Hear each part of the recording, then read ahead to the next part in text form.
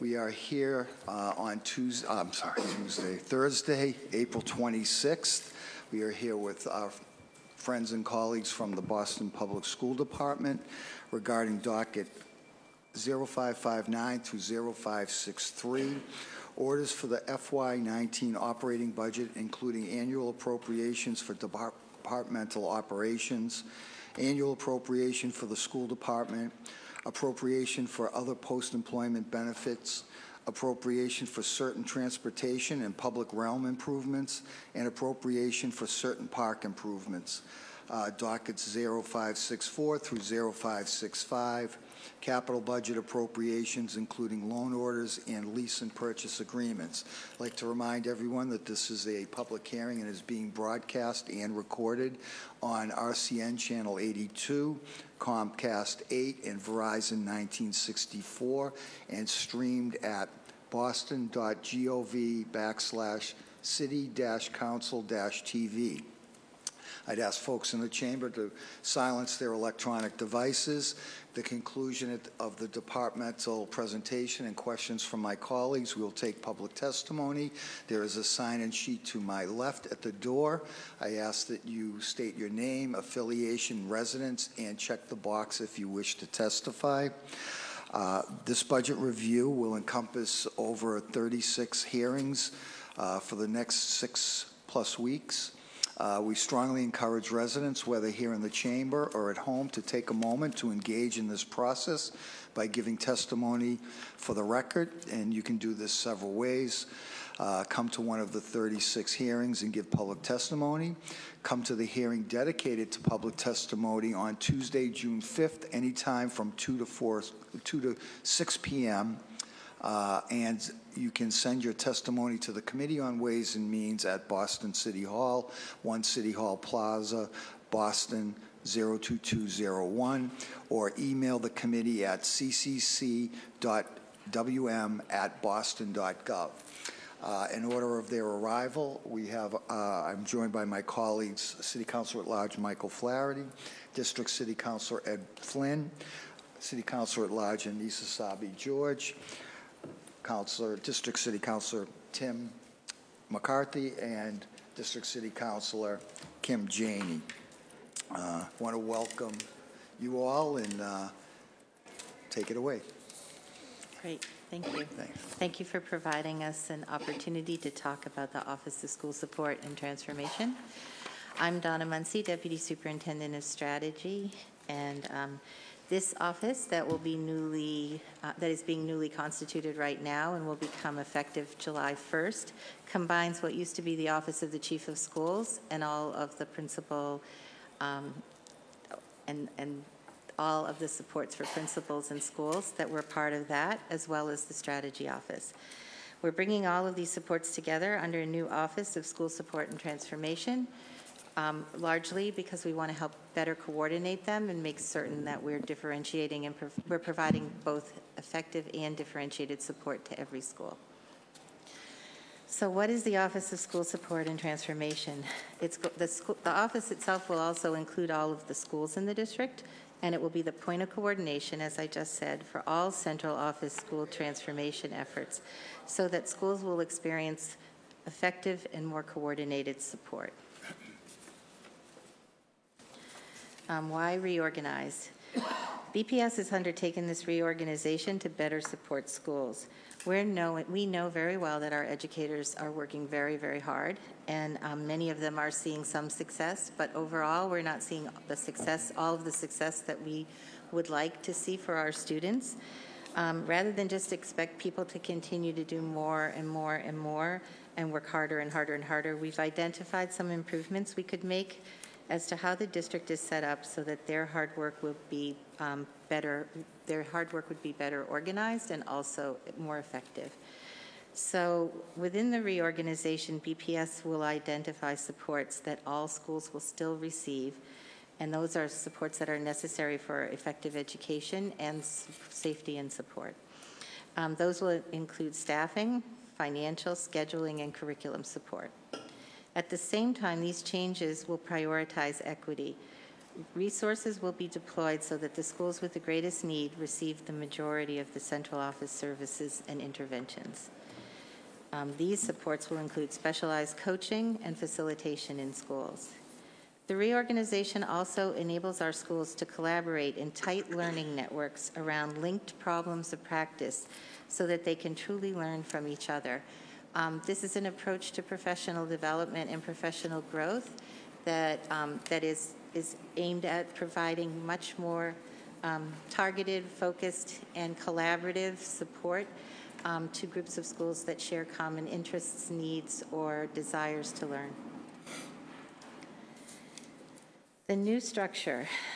So, as I said in the last few minutes, all schools will be part of this.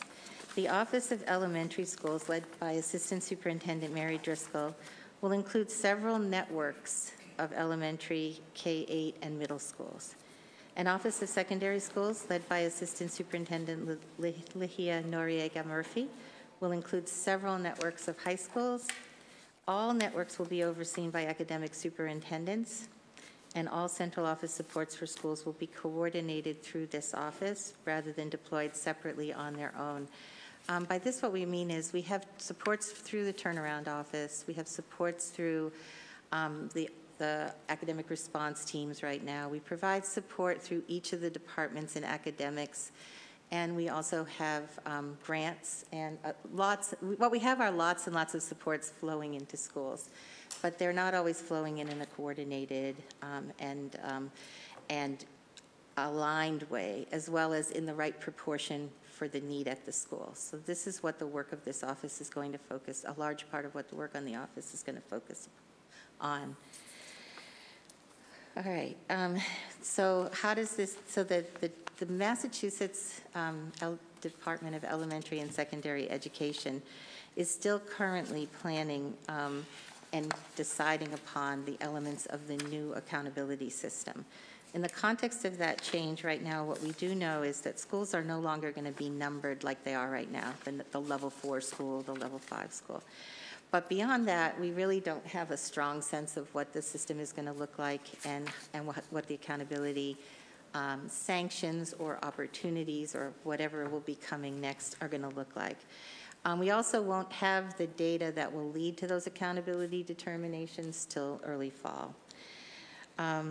Because of all those changes right now, as we're looking to figure out which schools will work together and how these networks will be constituted, we're using available data, and we're also using the observations of various groups that have been in and out of the schools this year, along with we'll have conversations with principals and others that are working in the schools as we determine which networks are for which groups of schools. Mary. So I'm Mary Driscoll, and I'm going to be leading the Office of Elementary Schools, which includes all of the schools that will serve students in grades K through 8. And as I'm sure you're aware, that includes configurations such as K0 through 5, K1 through 8, K through 3. There's quite a number of different configurations, but all of those schools with elementary school students in them will be part of the Office of Elementary Schools. And as Donna has explained, we're going to be customizing the service to those schools in a couple of different ways. So there will be 4 transformation networks, which will consist of schools that have been identified for needing the highest level of support. One of those networks will be the schools that are currently our level 4 schools, as well as some schools that are at very low levels of performance as level 3 schools that have already begun a partnership with the state to write kind of a turnaround plan for the school in advance, or as a prevention from having the state put sanctions on the school. There'll be another network that's partnering with the University of Virginia, and at the University of Virginia, the School of Education and the School of Business have, for the last 15 years, run a partnership for leadership in education. And that's a cohort model where approximately 20 districts from across the country bring groups of anywhere from 3 to 10 schools through a cohort experience over 2 years that provide intensive support to the school leaders, to the people supervising the school leaders, and to the district to help everybody think about what a true partnership for improvement will look like and how to do this resource allocation that Donna's been talking about in the most impactful way. There'll be an additional 2 transformation networks, which, as Donna explained, once we have a better sense of the state accountability metrics, we'll be providing another 16 to 20 schools with that high level of support. The remaining elementary schools will be part of a learning network, and that will consist of somewhere up to 50 schools, and that group will be subdivided into five smaller learning networks that are each led by a lead principal. And this is a new role that we're creating, which will allow some of our principals that have already demonstrated strong ability in their own schools to move student achievement and to move school climate and culture to lead the professional learning for a group of their peers. And this is something that we've heard very clearly from our school leaders, that they want more opportunity to have personalized, differentiated, job-embedded learning. And so we will be working to identify up 5 lead principals in the elementary side that will lead the learning for groups of anywhere from 8 to 10 of their peers.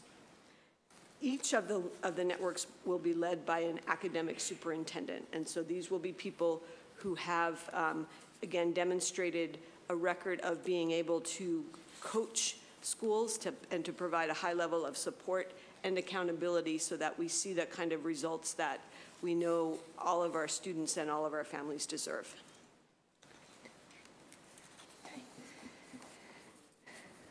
The Office of Secondary Schools is going to consist of 4 networks. A transformation schools network. These are schools that have already been identified as low-performing level 3, 4, 5 in the current accountability system. And the group of school leaders that are going to be participating in that are schools that have already been identified and have been doing some work together. They'll work under the leadership of an academic superintendent. There'll also be an innovation redesign pathway network. These are other schools that are exploring redesign, and they'll work together under the direction of another academic superintendent. The other 2 networks are an alternative education redesign network. Additional schools that primarily serve our off-track youth will work together. They're going to be working on strengthening their existing programming, developing and incubating new programming, and also helping us think through how best to organize the supports that we provide, the additional supports that we provide to alternative education settings. That network is going to be led by a team leader. And a learning network, the final remaining schools will be grouped, and they're going to focus on shared problems of practice, and each group will have a tentative headmaster team leader who will facilitate the work. There are 4 pairs of 2 schools each. They'll work together as both a full network, and then each group of 2 will work on a specific problem of practice. Over the last 3 years, the learning that school leaders have done has been mainly focused around the idea of identifying what we refer to as an instructional focus in their school. What's a problem of practice that if every teacher in the building were to get better at, then the school would see substantial improvement in student outcomes. And the lever to making the instructional focus really work is the instructional leadership team. So in the first 3 years under Dr. Chang's superintendency, school leaders have delved deeply into this idea of instructional focus, into making sure that students have the opportunity to engage with tasks that are rich and rigorous, and that there is not just the principal, but a team of school leaders and teacher leaders who together are leading the learning in their buildings.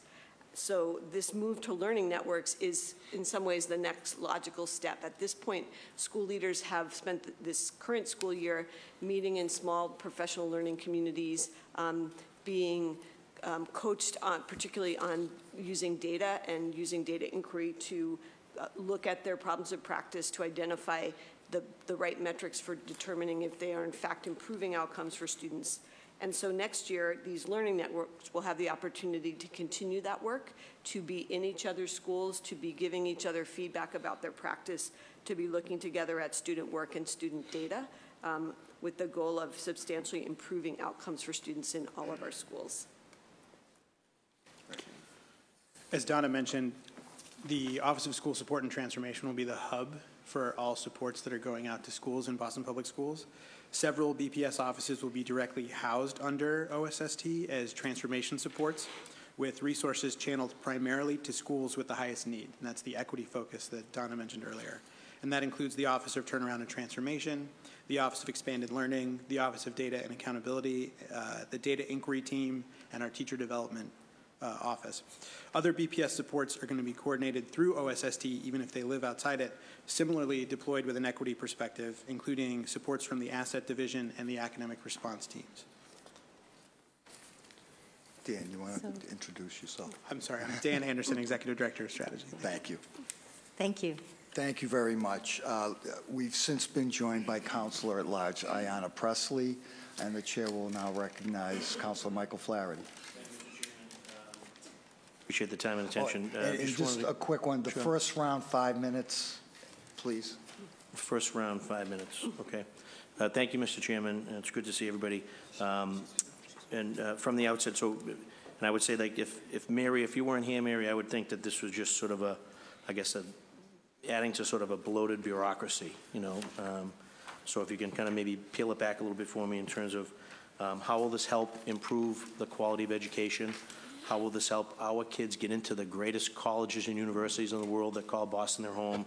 How will our kids be able to compete in the global economy? And how will they be able to have access to these great jobs? So I know we get lots of moving parts. I just want to make sure that they're not just sort of fancy, safe, buzzwordy things that are making people feel real good. This is a $1 billion budget out of an overall $3.2 billion budget. And for me, it's about academic standards. It's about academic excellence. It's about accountability. And it's not sort of just feeding this sort of bloated runaway train. We need to sort of streamline this. We need sort of more school site autonomy. We need more accountability so that we're putting the best product online. It's a business. Education has become a business, and from a sort of a CEO or CFO or COO perspective, I think we need to be looking at it through this lens. If it's working, great, let's support it, let's foster it. If it's not, then let's try to find a way to make a difference. And I want to make sure that good schools and good hardworking students are not suffering through the economic formula and through what I would argue tends to be a bloated bureaucracy. But knowing you and knowing your track record, knowing your success rate, I have comfort in knowing at least you know, you got two hands on the wheel here. So if you can just sort of take me through how this is going to make us a better Boston Public School district, then I'm listening. Thank you, Mary. Well, thank you very much. So this is a cost-neutral reorganization. We're not adding any positions as a result of this change. What we're actually doing is just reorganizing the supports in a way that we think will do the two things you just talked about: provide more accountability and more autonomy for those schools that have demonstrated that they have a track record of success and that they're making progress for their students. So in terms of the accountability piece, currently, I'm part of the team of instructional superintendents. There are 9 of us. Each of us oversees approximately anywhere from 10 to 15 schools. And within that group of 10 to 15 schools, we each have some schools that are high performing, some that are low performing, so we tier our supports. I spend a lot more time at schools like the Channing and the GRU that are level 4 schools that we're trying to accelerate and get out of turnaround than I do at schools that are, you know, currently doing very well. Each of us 9 academic superintendents then are sort of brokering supports across the different departments within the central office. And so that's not a completely efficient way to do it. If there's, you know, I have to go and talk to the Office of Data and Accountability and try to get a data coach for my schools, and then one of my colleagues is doing the same thing. So this is an attempt to streamline the resource deployment and have myself for elementary schools, Lahia for high schools, act more as air traffic controllers and to look at the resource deployment, but also to oversee the accountability part and to make sure that as resources are deployed, that they're actually having the impact that they're intended to have in the schools. And then, Donna, you had referenced that they're going to remove sort of the coding or the levels, that, you know, the 1, 2, 3, 4, and we're obviously in a data-driven society, and in Boston, for example, you go into a restaurant and, you know the rating of the food and the cleanliness. If you want to travel and you know, looking to book a hotel or at a resort or even a flight, the service and the conditions and all that stuff. So because education is a business, from the consumer perspective, from the students, from the parents, from the families, what metrics or, you know, what do they, when they get to research a particular school, when they're making a school selection, if they're not going to see sort of level 1, 2, 3, 4, what will they see, and what are the determinant factors that say, oh, this is a good school, this is where I want to send my child, this is why I'm committed to staying in the city, and this is the school I'm going to choose to educate my child, which at the end of the day, I think it's one of the most important fundamental obligations. It's the education of your children. So the state is going to release a new accountability system. It will just be coding the more specific aspects of improvement rather than putting a general label of a 1, 2. But you indicated that won't be until the fall? It will roll out when the next set of schools, the schools that are testing right now are the first schools that are going to be using the new system. So we will know about it as soon as the State Board of Education approves it. We've had meetings. The state's been gone all around. The State Department of Education has gone all around the state collecting input, and they've been working on this system for probably 2 years at this point. So, and it's also part of it had to go to Washington, D.C. for approval. So there will be a system of accountability. It will be the responsibility of both the state and the district to explain to parents what the new state accountability system means and what each of the designations, whatever they finally look like, mean. In the meantime, several years ago, I think maybe 5 or 6 years ago, the city had a citywide set of meetings and created what's known as the school quality framework, which is a set of internal to Boston Public Schools metrics that are collected and weighted and appear as another piece of information for parents seeking to know how the schools in their area or across the city, how the schools do on certain aspects of culture and climate, performance. There are 5 or 6 different options, and I can send all of you more information about that. Probably most of you are familiar with it.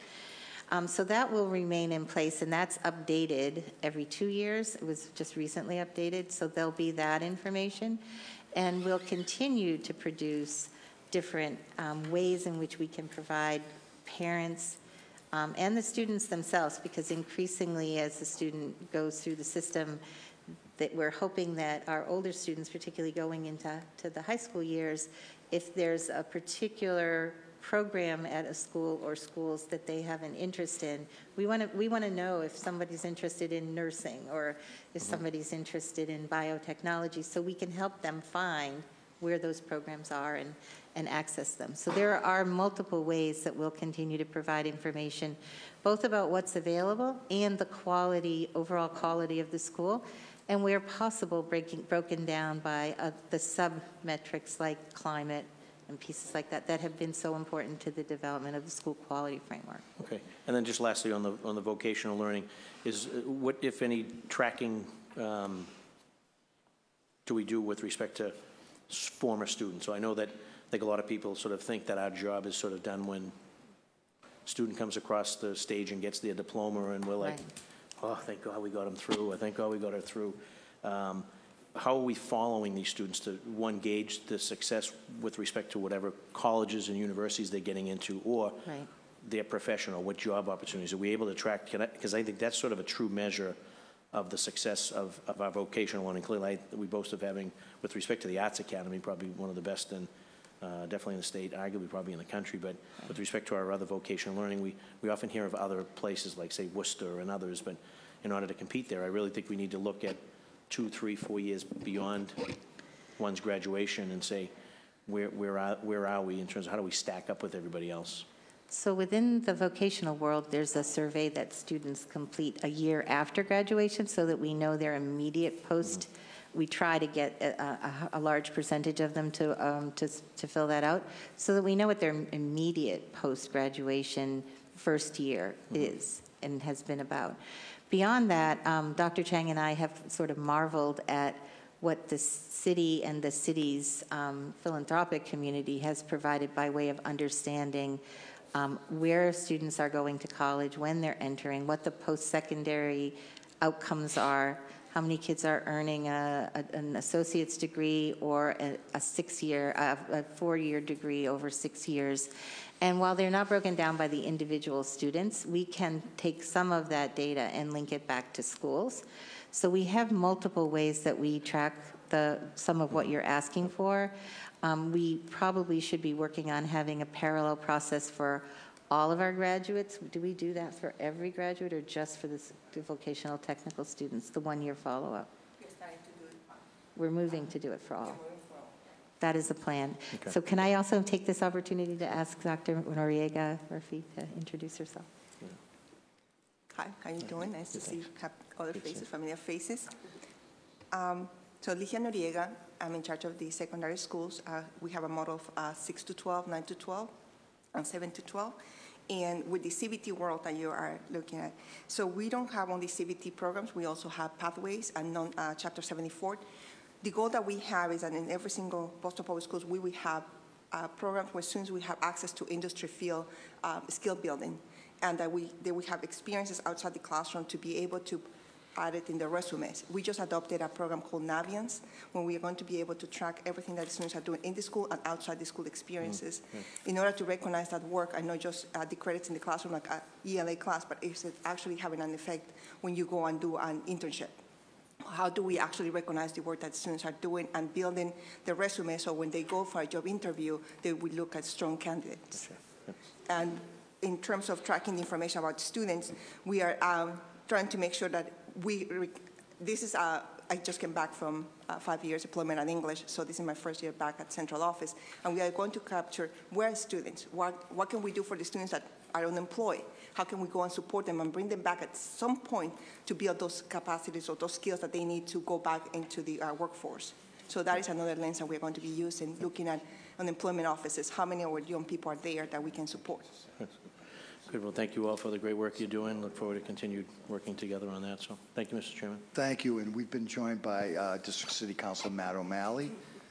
Councilor Ed Flynn. Thank you, Councilor Seymour. During this reorganization, I know you're going to support schools with staffing support, financial scheduling. Can you talk a little about how this will impact students, ESL, and special education? What type of services and support will you provide to those students and to those schools? And you know, just as an example, if you look at the Quincy School, speaking with a lot of Cantonese speaking or Mandarin speaking, if you could maybe talk a little about that specific school as well. So in terms of support, thinking back to this morning's hearing, there's certain base levels of support that all schools get when they're building their budget and doing their staffing to be sure, for example, at a school like the Quincy, that there's an adequate number of teachers who are certified in English as a second language, and also that there are as many as possible teachers who speak Cantonese who are available to provide that instruction.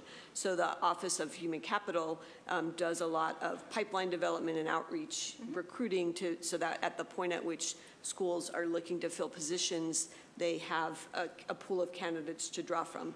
Just on Saturday, a couple days from now, there's a hiring fair, and there are over 350 candidates who are particularly certified in special ed, ESL, and STEM fields. And while I was sitting here this morning, I was sending out emails to school leaders who have a number of vacancies in those areas to say, be sure you go to the hiring fair. This is your opportunity to meet candidates. So that's sort of a base level that we provide to all schools. For schools, particularly where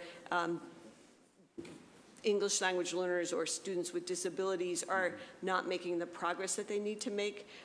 This model will allow the instructional superintendent or the academic superintendent, they'll be called now, to make sure that the school is connected with the expertise within the Office of English Language Learners to possibly provide professional development or to help them with scheduling so that they can more efficiently use time and provide additional minutes of ESL instruction to students.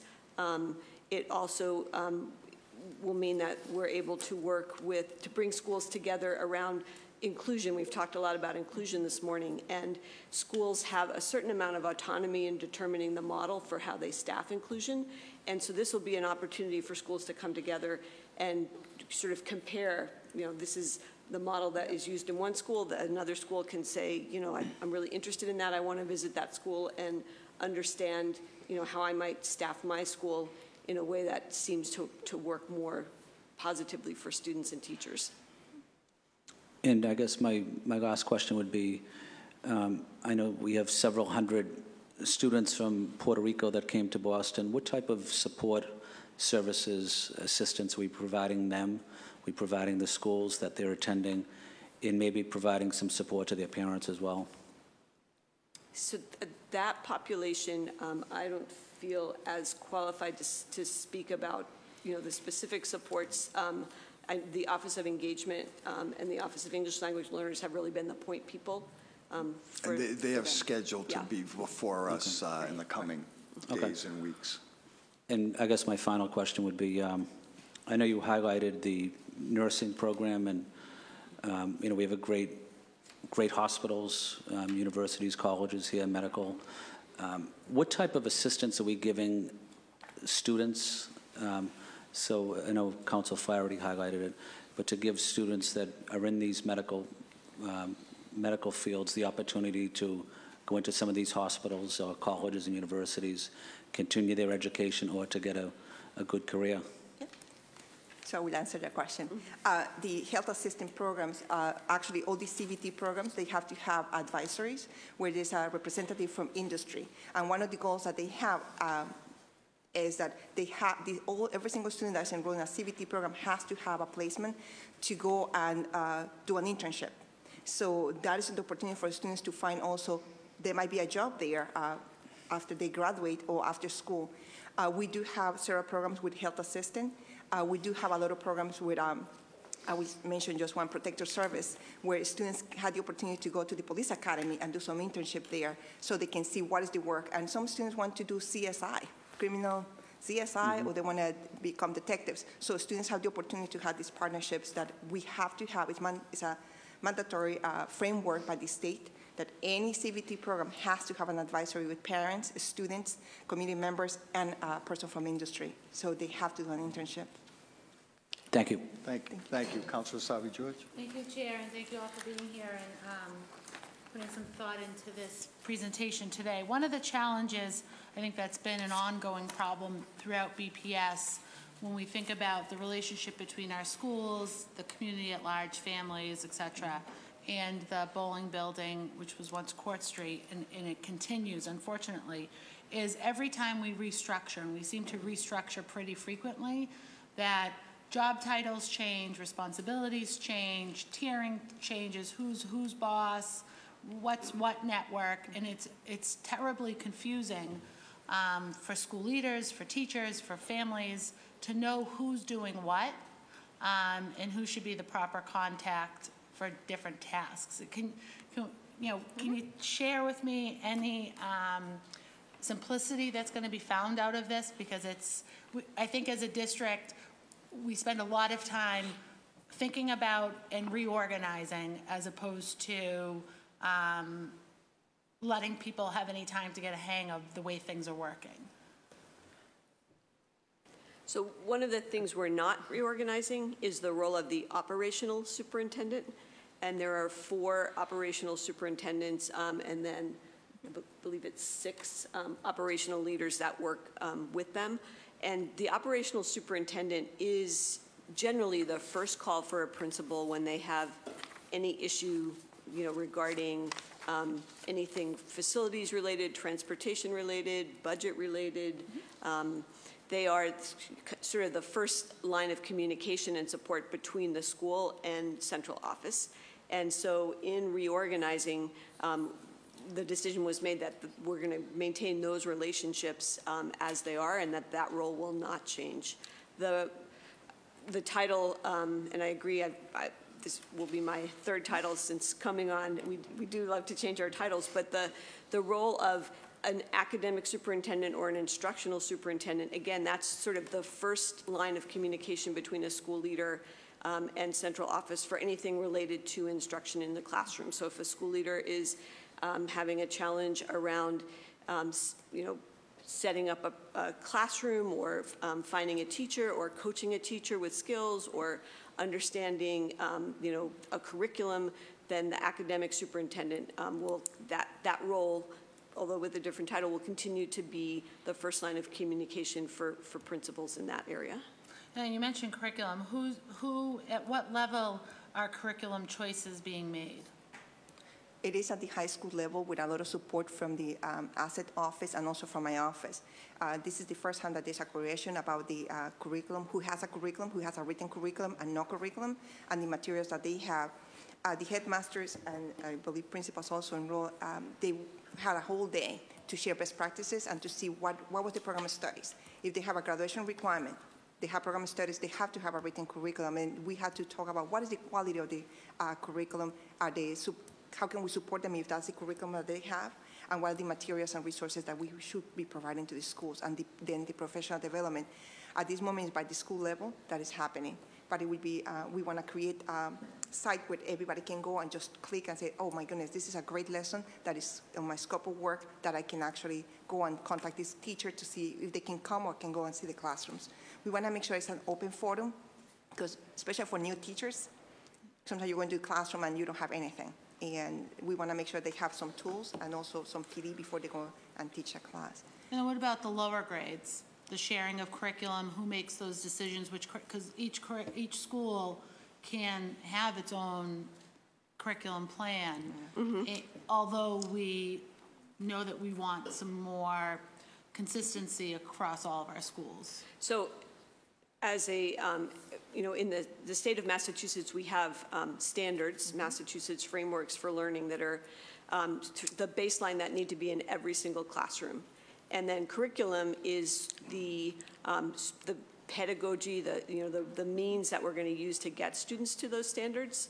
And then the instructional materials are the things that teachers are going to use in order to, actually sort of day-to-day bring that learning to life. So at the elementary level, for literacy, the district uses expeditionary learning, which is a set of literacy units that are centered around usually a paired nonfiction and fiction text that delve deeply into a theme. At each grade level, there are 3 or 4 modules that teachers would look at across the year. And that's a curriculum that was purchased centrally and provided to all schools. And the district continues to provide professional development and support for teaching that curriculum. And do all schools use that curriculum? It's not required that all schools use it. So schools can make other choices, and there are schools, for instance, that have partnered for years with Lesley University and do what's called Literacy Collaborative. There are other schools that have on their own chosen to purchase and use other curriculum.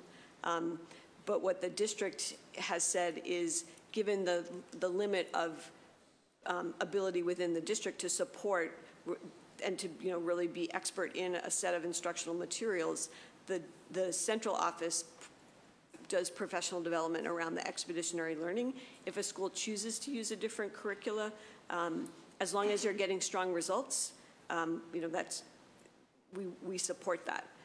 The same in mathematics. There is Investigations, which is the curriculum for kindergarten through 5th grade, and Connected Mathematics, which is the curriculum in 6th through 8. Those are supported by the district. Schools have the option of purchasing materials at greatly reduced cost through the district. There are professional development and coaching available to schools on those materials, but if schools choose to use a different set of materials, they are certainly able to do that. And in fact, our Office of Assessment, in creating our interim assessments, actually creates interim assessments for 3 different math curricula, so that schools that are using everyday math or schools that are using Engage New York math curriculum can still have a regular set of interim assessments so that they're able to monitor the progress that's happening. Great, thank you. Thank you. And we've since been joined by Counselor Lydia Edwards. Counselor Tim McCarthy. It's me. Thank you very much, Mr. Chair. How you doing, everybody? Welcome. Quick question for Mary. I think the lead principal, the new rollout of the lead principal, they're going to be broken up into regions. How many regions will there be? How many lead principals will be there?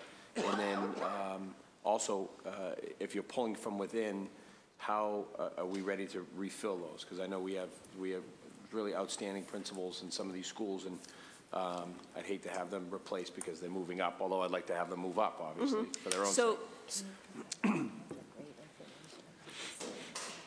So the lead principal role is intended to be a role for a sitting principal. We're not looking to pull anybody out of their seat. I share your feeling 100% that we have great principals. We want to, we see this as a way to actually keep some school leaders in the school leader realm longer because they have reached a point in their work with their school that they, I don't think any principal ever feels like, I got this covered, but they at least feel, that they have a good flow to the work in the school and they're looking for the next challenge. So this is an opportunity for 5 at the elementary level, 5 school leaders to step up and take on responsibility for convening a group of colleagues, and that convening would happen approximately once a month, where they would come together.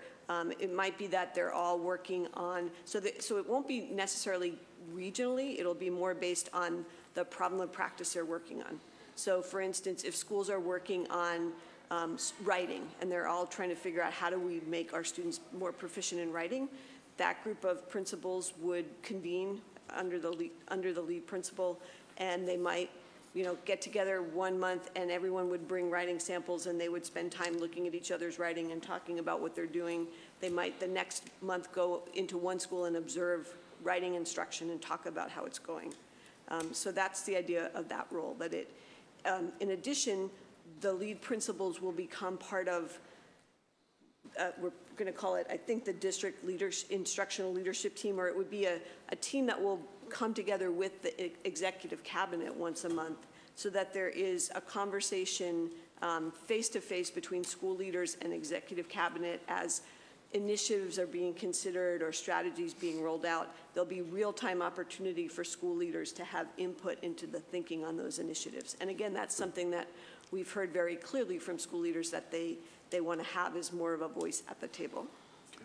Thank you, Mary. Thank you. Mr. Chair. Counselor Janey.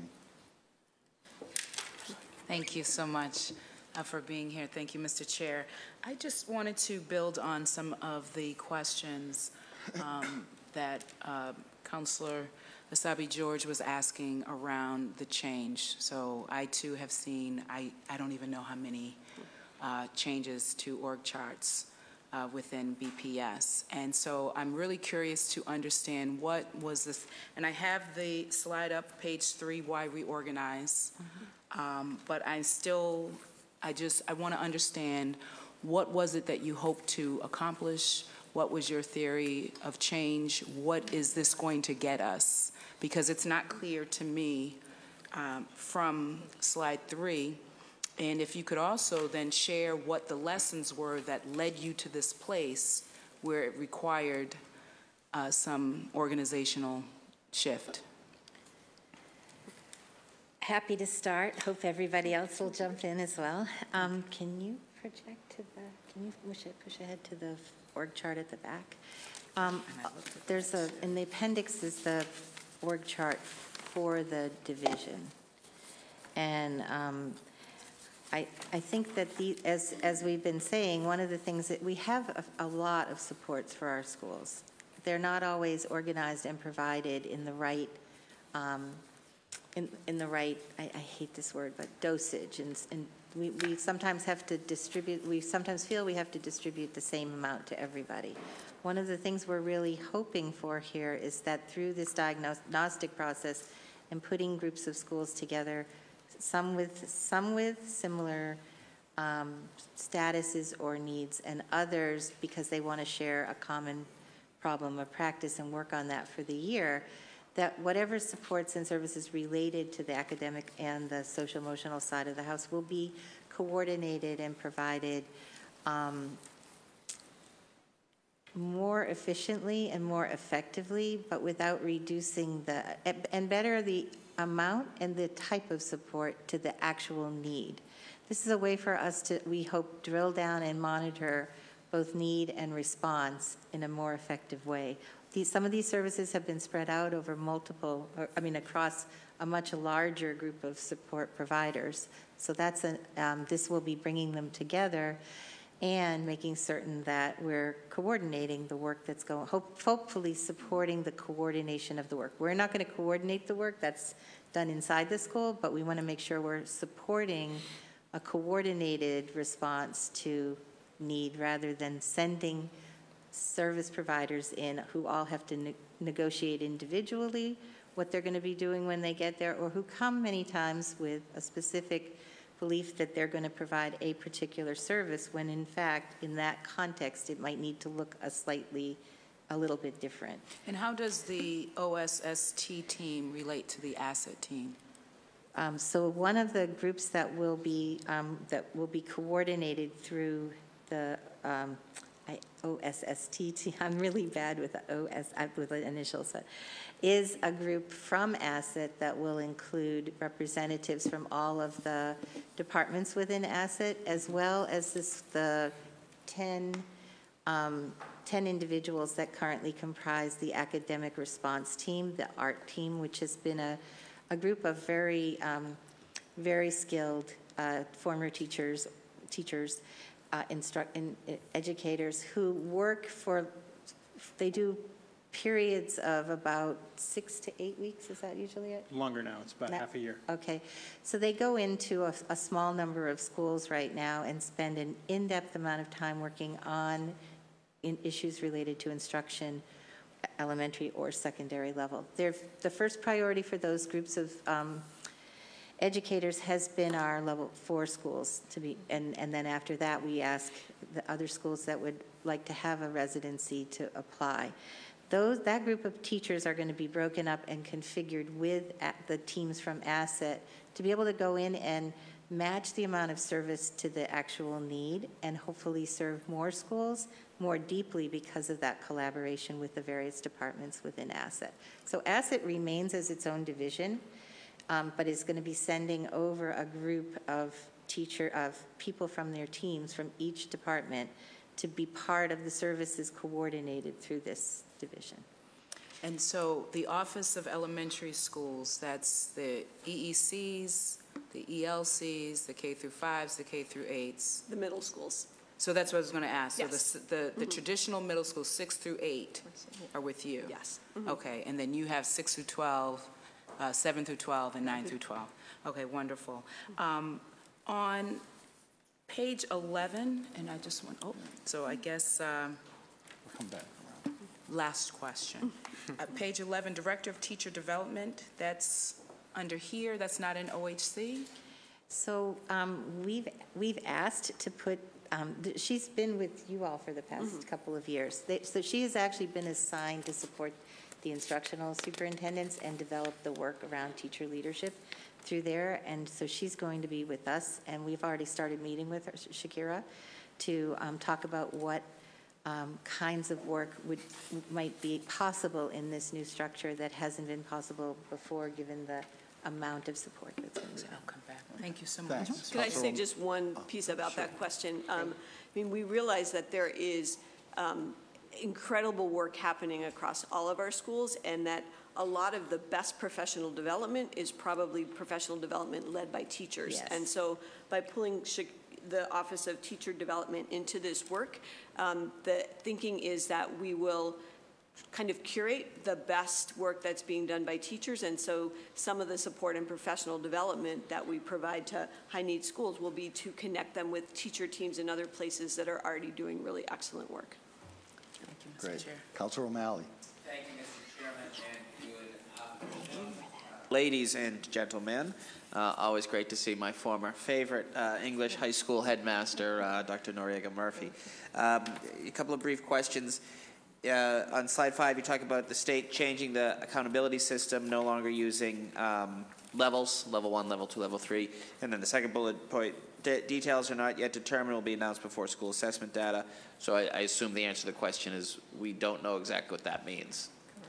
That's the answer to that question. Okay, so presumably there will be some, the only word I can think of is level, but some designation to show schools that are thriving, schools that may need some focus. Right.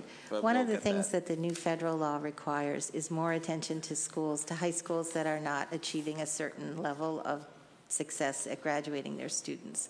So somehow that will work into the accountability system here too, where that's not been a separate breakout category in the past. That's just an example of why the concept of levels, they're multiple pieces. Okay. So that's... No, understood. And believe me, I've often said, that we ought, rather than a test, for example, we ought to have more of a portfolio approach when we're looking at students' growth, and I think the same goes for schools. Since you brought up graduation rate, what is the graduation rate of the Boston Public Schools? At this moment, 77. And is that a record high, Dr. Noriega Murphy, at least? We have a 4% increase, so it's going up. We still have some schools that we need to work on that, and we also are looking at how the makeup of the schools actually affect the graduation requirements, knowing that we love all our students. And it is the highest graduation rate. It is the record. I'm not a lawyer, but I know to ask questions that you know the answer to, and that's something that you all should be enormously proud of. I know we all are. I apologize missing the beginning. I did have some questions on vocational learning and ELT. Is that part of this hearing as well, Mr. Chairman? Okay, perfect. How many students are we paying for to go to Norfolk Aggie and Minuteman Tech right now? Or how many students are going? So we have currently 12 students outside the district that we actually have to pay tuition for. For Norfolk Agricultural and Minuteman? And that is basically for the programs of agriculture. Yeah. Which we cannot create yet in Boston Public Schools, and hopefully we will be able to bring them back at some point, but we have 12 students at this moment. And that's not a huge number when we're talking about 57,000 students, but it's still, because what that translates into how much money? $1 million? A little bit like that. I don't have the exact amount, but yes. I think, according to my notes, ably prepared, I think it's like $1.8 for Voc Ed services paid to Minuteman Regional High School District and $1 million for Voc Ed services paid for the Norfolk County Agricultural School. And that seems exceptionally high for such a small number of students. So Eleanor is here. I don't know if or we can get you more specific. Yeah, I mean, we could. I guess my whole point is, and I say the same thing when we have our special ed budget hearing, is that we need to be moving to spending nothing for outside placement. Now, I get it. There are certain things that a Norfolk Aggie can offer that we simply cannot in an urban setting, but with sort of advances in research and tech, just that number seems astronomical, that a tenth of that, I think, could address some of these things. So I'm hopeful that we can go. It's good the number's 12. I think that number may be smaller than years past, but the amount isn't. Okay, so those are the two. And how many students are currently enrolled in Voc studies citywide? Oh my goodness. I do not have the numbers with me at this moment. Okay, well, I look forward to hearing from that. And what are we doing to sort of take advantage not only of sort of the new economy, but the green collar jobs as well as it relates to Voc Tech? Do we have any partnerships with some environmental energy efficiency organizations looking to sort of teach those high demand and incredibly high paying jobs? So one of the things that we are doing right now is with the Carpenters Union, which actually gave a beautiful gift to Madison Park to be able to pay for students who are in the Printers Union also. If they want to continue college, they would be paying for them for an associate for 2 years, and if they want to transfer for 4 years, they would be able to pay the students in order to continue their education so they can join the unions. We have a partnership. Is there a limit, I'm sorry to cut you off, but we don't have much time. Is there a limit to the number of students that they'll pay that scholarship for? No, it's not a. And how many students took advantage of that? Right now at Madison Park, we have 24 students who are in that program as seniors. So they will likely go on to a 2 or 4 year college. That's the goal. Paid for by the Carpenters Union. Yes. And then immediately upon getting their associate's or bachelor's degree, begin an apprenticeship program in a Carpenters Union where you stand to make a very good salary, very good benefits, and have a free college degree. That's remarkable. And we just started a partnership with Milking on making machines, on how students actually can make a machine that makes another machine using 3D printers. And it's going to start this summer as a full course at Madison Park, and it's going to be the hub for other students in Boston Public Schools that want to do it after school. So we are trying to make sure that students within Boston Public Schools have access to Madison Park, amazing facilities after school, and hopefully during the school year too. But we just want to make sure that students, let's say from the Burke, want to make machines. Yeah. They would be able to have access to these programs. That's wonderful. Well, I love to hear these things, and something we should certainly celebrate.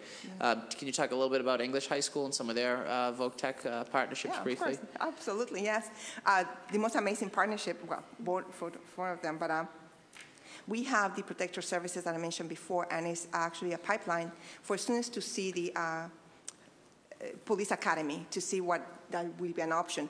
We have students who want to explore to become police officers. They are accepting students who are 19 years old. They cannot carry a gun. There's a waiver for students because only when they turn 21. Yep.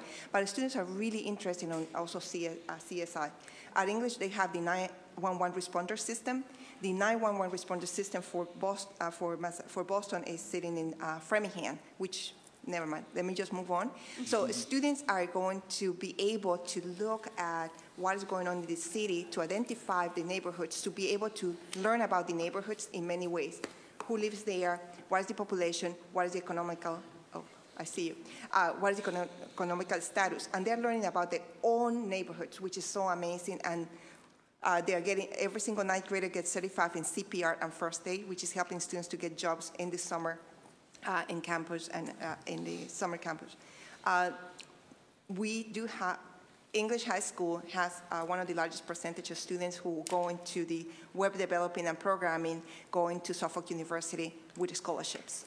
And that is what we want. So we are very happy about those 5 programs that exist in English. Thank you. My time is up, but I would like more information on the out-of-district placements, the cost, number of students, and how we can, maybe an action plan for how we can offer some of those programs in the future. So thank you all. Thank you, Mr. Thank you. Just have a quick clarifying question from Councilor Rasabi George. Thank you. On the number of students that are outside of the system, outside of BPS and vocational ed, I have currently 34. I'm sorry. For this current school year, I have 34 students that are placed outside the district for vocational ed. At so not only those 2 schools, but including all the vocational schools in the area of Massachusetts, we have 1,400 students, which makes it a tuition of $675,000. So that is what I have. So how many students do you have outside of the district in vocational ed? Eleanor's coming. Eleanor's coming. They just sent me a text. Yeah. So it's all. So once again, we have more than 2 vocational schools in Massachusetts. So it's 22 vocational schools. So go ahead. Oh, yeah. That's Boston students. Yeah. We have 1,400 voc ed students in BPS. And we have $675,000 that we spend on the out-of-district placements for the students who are voc ed outside of BPS And how many schools. students are outside voc ed? So That they're one Boston kids in school in a voc ed program outside of the city of Boston. That one we can get to. That one. Because at the beginning of the school year, we have 12 students that we're paying tuition outside Boston to go to a vocational school because we don't have the programs in Boston Public Schools. Okay, I have a list of 34 students at 4 vocational schools outside of Boston. So that's South Middlesex, that's Essex North, Minuteman, and Norfolk agricultural. Sorry, it's not a word I say often. We will bring you all the latest information. Thank you. I appreciate the opportunity to interject for clarification. We'll follow up with the Thank you. the data we have on record. Great. Thank you. Thank you. Councilor Presley. Thank you, Mr. Chairman. Good afternoon, and I apologize if any of my questions have already been asked. I had to step out, so I apologize if I'm being repetitive here. Before I get into, I'm not sure if you can answer this before we go into VOCAD and a deeper dive. Could someone answer for me how many alternative education schools we have? How many schools that are considered alternative? We have 7. Okay. And then we have 5 programs. And so, and what are the pathways for those alternative education schools? Are they all high schools? They're all high schools. Okay. And so you're in the process of some sort of, redesign and realignment. Could you just talk about what informed that? Sure. So in Boston Public Schools, we have the Partner study that is the second part of what happened 10 years ago, which is telling that our high schools, alternative schools, are not providing strong programming for the students in alternative settings, that students sometimes have a better opportunity of graduating from an open enrollment than alternative schools. When we look at the makeup of the alternative schools, we notice that they're serving all the students, special ed, ELLs, regular ed, emotional students with, who are very fragile. So one of the things that we are doing for next year, the program practice or theory of action that we have is that if the schools can actually provide services to 3 or 4 programs instead of serving everybody, we can actually provide a better services for the students and mainstream the resources for them. So we are looking at the students who are off track, who are young and very far from graduating, that if they can be together. We are looking at the students who are old and very close to graduate, but they are not in a traditional school. What else can we do there? We are also looking at what kind of professional development we can do with the teachers, and in order to include a CVT program, a vocational program. We know that BARA has the health assistant program. We want to make sure that it's a CVT program. Right now they have it as a program, but not as a state accredited program. We want to make sure that they have access to jobs too or industry. But the main design is that all schools, alternative schools, will be able to work together and see themselves as a campus.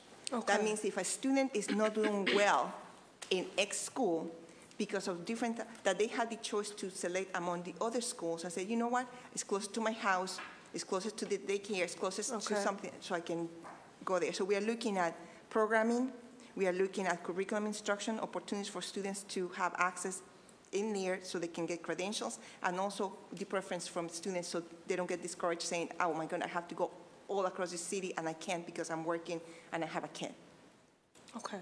And to that point, the reason why I was asking is, one of the groups that I've worked specifically on strengthening their pathways to graduation and preventing dropout are our expected and parenting teens. And I worked with Boston Public Schools and advocates and students to revise a policy that had not been updated since 1989.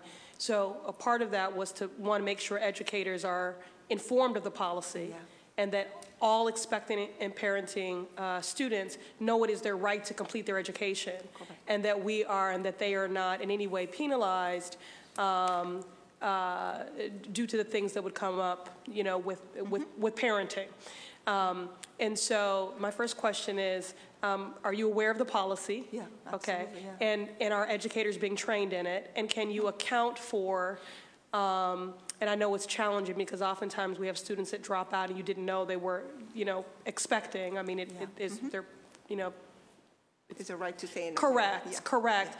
But do you have any accounting for that population? Absolutely, yes. And one of the things that it is sad to say in a way that we are facing more middle school students who need those services. So we are thinking about how can we provide services to younger students who will be parents soon. We are going to make sure that they get this CPR first aid training, so that when they become parents, anything happens at the home, they will be able to support the children. We want to make sure the program is very rigorous, so that when they get a high school diploma, they also have some CVT experiences, and we want to make sure they're going to be great parents, so we want to continue with the counseling of what happens when something happens at home. What happens when the child is just crying and crying. How do they provide services? So we are looking at the academic programming, and so far I have to say St. Mary's is doing a very good job. We just need to expand it a little bit more to And we can do, I usually, you know, the chairman works with me, and I'm very grateful every year, and we'll do a deeper dive specifically on, you know, wellness and things like that, because one of my frustrations is we work to get that comprehensive sex and health education curriculum adopted as a part of the wellness curriculum, but it is not being implemented. It can't be implemented because we don't have enough health educators. And so a curriculum without implementation is going to, because let me just make sure I heard you correctly. Did you say that you're seeing younger students that are expecting, middle school students? Okay. So we'll do a deeper dive on that, okay? Yeah. But we will revisit it. No, okay. Right. Absolutely. All right. Yes. Thank you. On Madison Park specifically, could you speak to what is the current role of the executive director at Madison Park?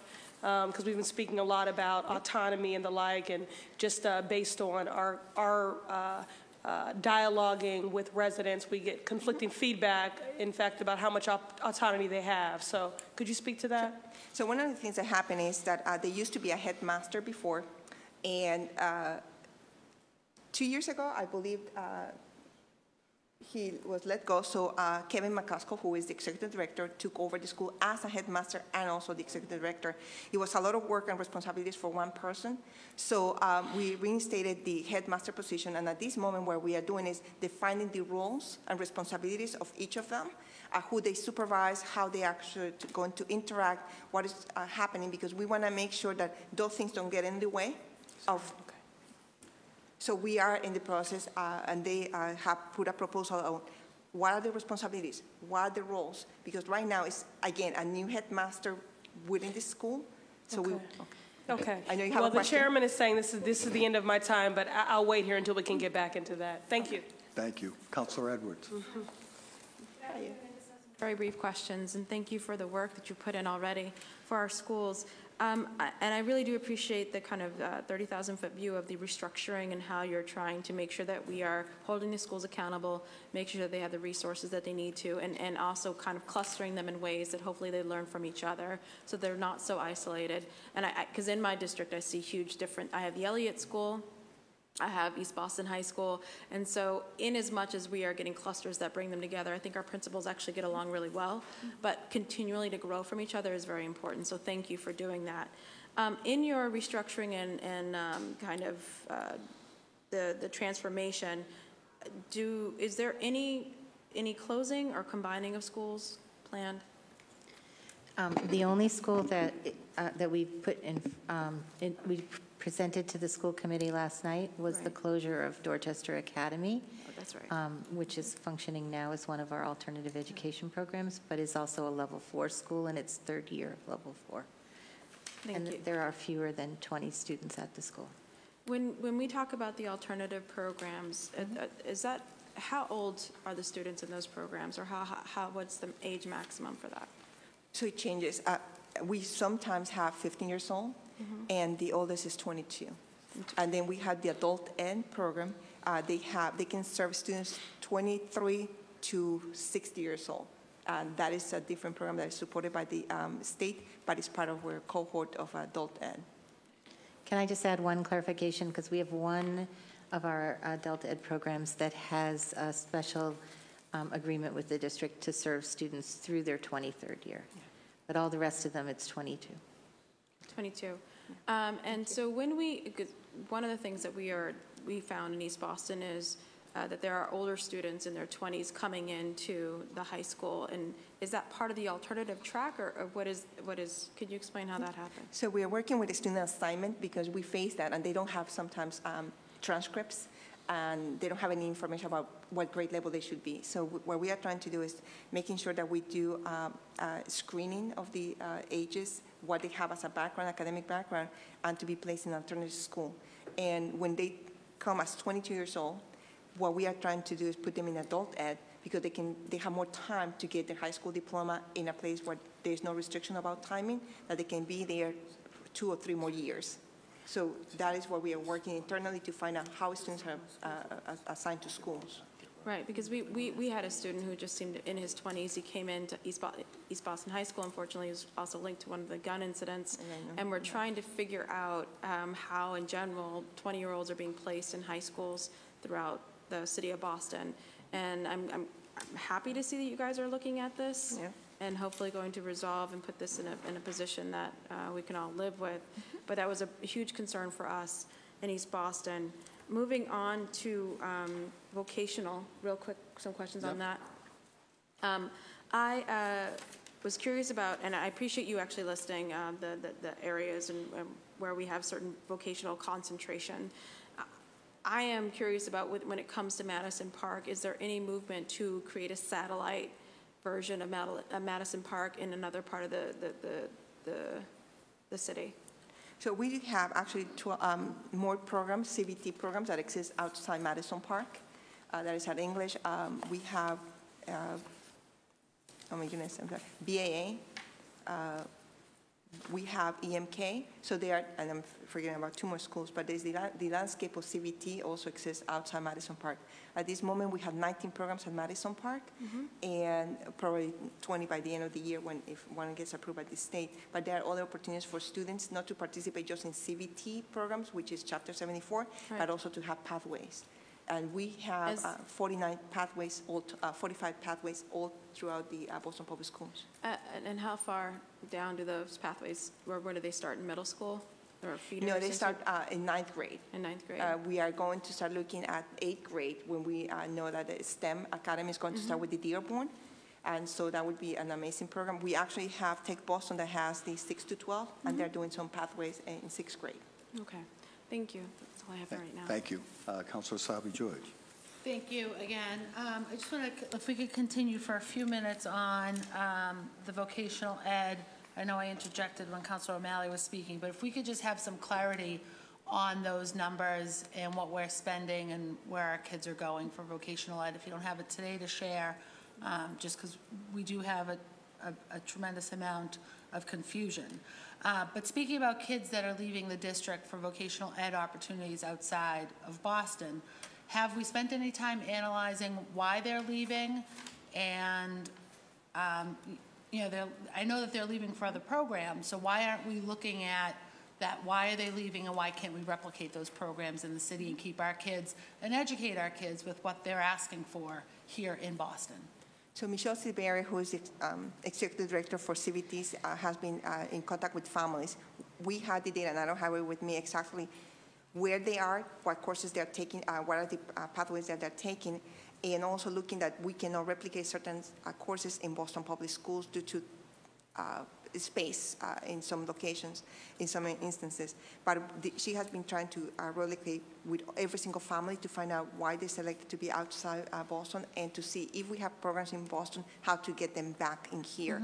We had, so she's run a total analysis. I would be glad to send it to all of you about why they left, where they are at, and how we can start looking at why not to create programs in Boston, such as biotech or engineering programs. Which are the programs that we couldn't offer in Boston?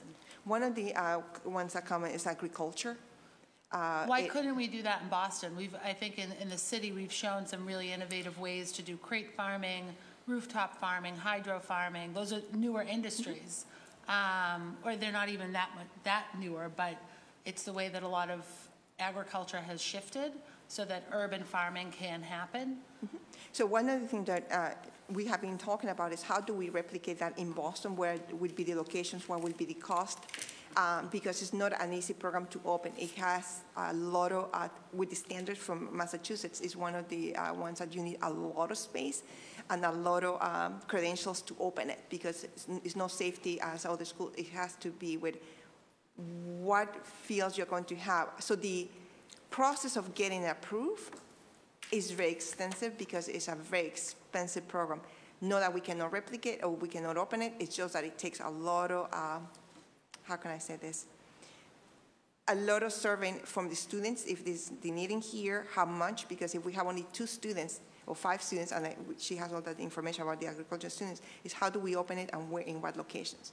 And we do have one location that would be outstanding location to open it, but we just need to find out if that is where we want to invest. What is the cost of opening one in Boston. I don't know if you... Okay, I'll leave, I think my colleagues have additional ones about Madison Park, so I'll move ahead to extended learning time. Are we now at full capacity, are we at full sort of rollout on ELT? Yes, So how many schools now have ELT? 58, I believe. And that's all of our elementary schools or K-8 schools in some version, with the exception of pilot and innovation schools? There are different, do you So it would be the pilot, the innovation, and also the current level 4 schools. They have an extended day. It's not exactly the same as the ELT day. And there is, as each current level 4 school, begins to make their sustainability plan, that is part of the discussion, is would they shift to an ELT schedule once they exit level 4? Okay, and then with ELT, we had 3 phases, 3 rollouts. Yes. And what are the major differences between the initial rollout for the first cohort, and then with the second, and then with the third? In the first rollout, the first year of rollout happened right after the agreement was signed. The schools were selected, I think, a month or so after the agreement was signed. There wasn't a lot of time between then and the end of the year for them to figure out what they wanted to do and do the budgeting. And I mean, that was March to June of 2015, because it was actually when we were transitioning. Dr. Chang, myself, were transitioning in. And so that first year was a pretty rocky year. Feel free to take over at any point, because you lived it a lot more than I did. But it was a rocky year with a group of pretty much explorers who were kind of telling us what was working, what wasn't working. We have a joint task force that oversees the implementation. That joint task force, which includes the teachers union, parents, our community people, and district office staff, went into overdrive in order to make sure that we learned everything we could learn from the issues that were coming up in the first year. The second year cohort was smaller than we had anticipated, in part because within the agreement that the teachers and the schools had the ability to opt out until they had to do it. So we used the second year to pilot some work on professional development related to trying to smooth out some of the areas that we had seen difficulties with in the planning as well as in the implementation. So what are the bigger differences in implementation in each of the schools? There are a lot of differences in how it's implemented. Do you want to speak to that? Because you know. So my understanding, I'll just get to it. My understanding in the initial implementation is it was an opportunity to give children more enrichment, more extra activities. And then by the time we got to the third rollout, it was adding a couple of minutes to every period, no additional enrichment. Oh, there are no guidelines on how you have to set up the time. So my understanding from the first rollout and the second rollout, prior to the third rollout, which my kids' school participated in, was that there weren't strict guidelines as to how that extra time would be used, with the exception of it's not simply adding a few minutes to every period. It was really to create some unique opportunities to school communities to offer enrichment activities. We've got, in my opinion, across the board, we've gotten away from that. It's partly due to budget constraints, partly due to, I think we've overwhelmed the system with too much of it, so we don't have enough resources to go around. And it's been a real disappointment, quite frankly. And I've got kids across the district that are getting out of school way too late because of extended day, and which is creating a lot of other sort of challenges within our, for many of our families. And I don't know if we're going to have extended day, which is now just part of the day. How do we get back to making it an enriching opportunity for our kids? One of the things that's happening now is the Office of ELT, since there's not a new cohort coming on board, they have made themselves available to schools to look at, as the schools are coming to the end of their first year of implementation, they're looking at their schedules and if schools have aspirational goals, for instance, to create more enrichment time or more discrete blocks of time, the Office of ELT has been available to help schools think about how their schedules could look different for next year. But there's really a variety, even in the second cohort of rollout in the schools that I work with. There are some schools that have created like a club structure so that 2 times a week, all of the teachers teach something that there is really, a love of their own. They do knitting, they do yoga, they do cooking. And then on the other days, they're either in their teacher-facilitated learning time or they're doing more acceleration intervention type work, either pushing kids ahead, rapidly or remediating students that need more help. So it looks incredibly different across all of the schools. There are some, I think, particularly in schools that have upper grades, they did use the time to extend the blocks of math or science or social studies, but it's a real variety across the district. Yeah, my just the overall sentiment is it isn't fulfilling its initial goals, and that's a real challenge for a lot of our schools and for our kids, because they're not really reaping those benefits. There's not extra recess, there's not extra time at lunch, there's not just an activity that they wouldn't necessarily be exposed to in another setting being offered to them. And I think that there's probably a direct correlation between a number of our schools that are receiving soft landings or sustainability allocations, that there's some direct correlations between what activities and enrichments those kids are being offered. I have one more round. I'll save it for next. Thank you. Councilor Janey. Thank you. So is someone here from the Office of Career and Technical Education or Madison? So I supervise Madison, but the person in charge of the district CVT is not here. So I can invite her to come here if you have any questions that I might be able to answer. I was just, I'm interested in kind of going a little deeper in the vocational piece. I've asked at several hearings prior to this about vocational ed, particularly Madison, and so was just hoping that there would be some representation, but I'm sure you're one. I know you, so I know you're would be fine and wonderful in this. Could you tell us what the overall strategy then is in terms of really bringing Madison up to where we all want to see Madison get to? I mean, Madison is a school that's had its setbacks and challenges over the years, and I think we're all very much committed to seeing Madison succeed and those students having every opportunity. I went to the event that you mentioned earlier with the Painters Union, and it was wonderful. Yeah. I'm very excited about that partnership. I'd like to see more of that, and I'm just hoping that you could kind of give an overview of what the overall strategy is. Thank you for that opportunity, because I also want Madison Park to be the gem of the city in terms of the vocational programs. So one of the things that we are doing, and I think I'm going back to Ms. Presley, is that we want to make sure that everybody's clear about the roles and responsibilities of the leaders of the school. We want to make sure it's not just for central office or themselves, is that students, parents, and the community at large, they know how the school functions, who's doing what.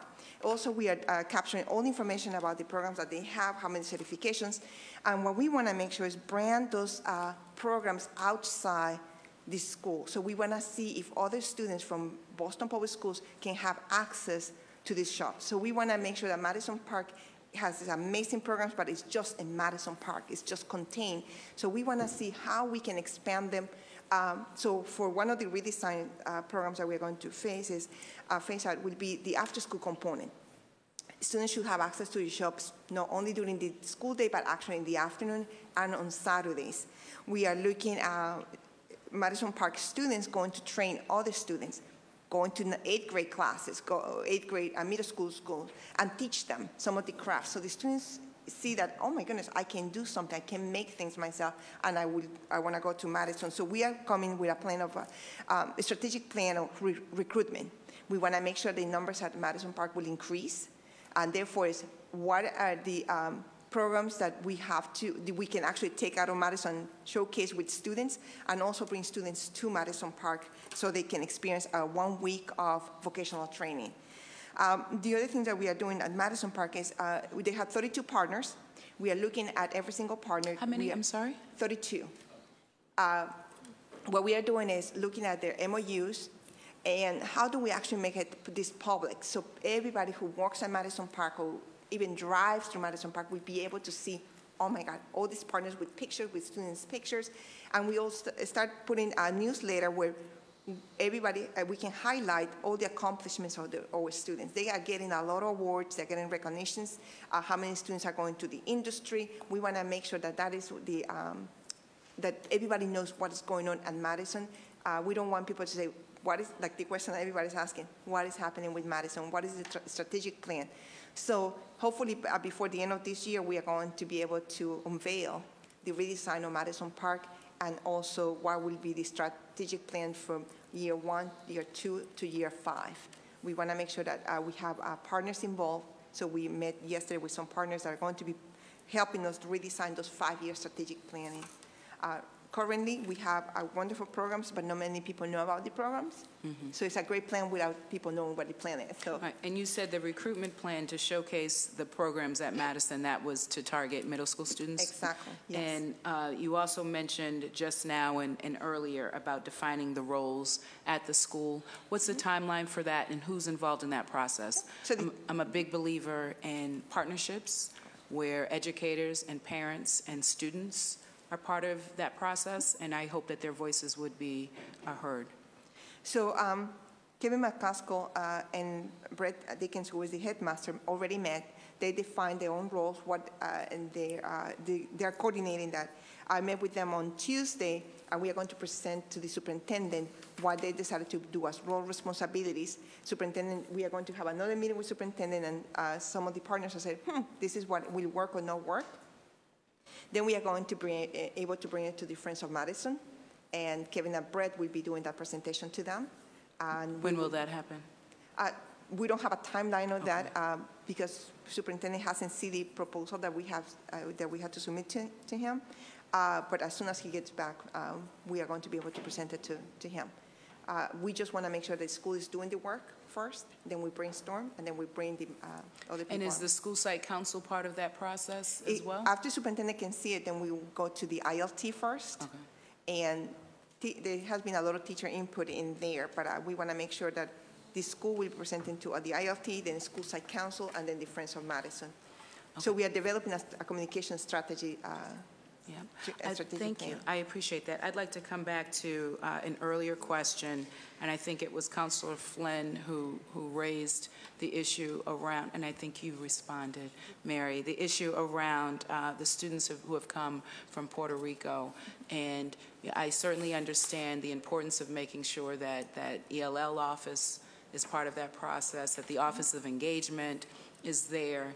But it would also seem to me that the Office of Supports would play a role. And so I don't know if that's just the first point of entry, those other departments that you mentioned, but I would be interested in understanding the coordination between the 3 offices, the Office of Support and Transformation, as well as ELL or OLS. It's a little bit of the already and the not yet, since this is a reorganization that will be in place for the start of the next school year. Right, of September. So the deployment of supports now would be that in schools, all schools, but in this case, schools that are supporting students that have come from Puerto Rico, if there's a particular need, instructional need, that results from that group of students, then the instructional superintendent who's working with that school would be the conduit to be sure that if it's a need for additional ESL instructors, or if it's a need for helping the school redo its schedule so that they can provide additional ESL services to those newly arrived students.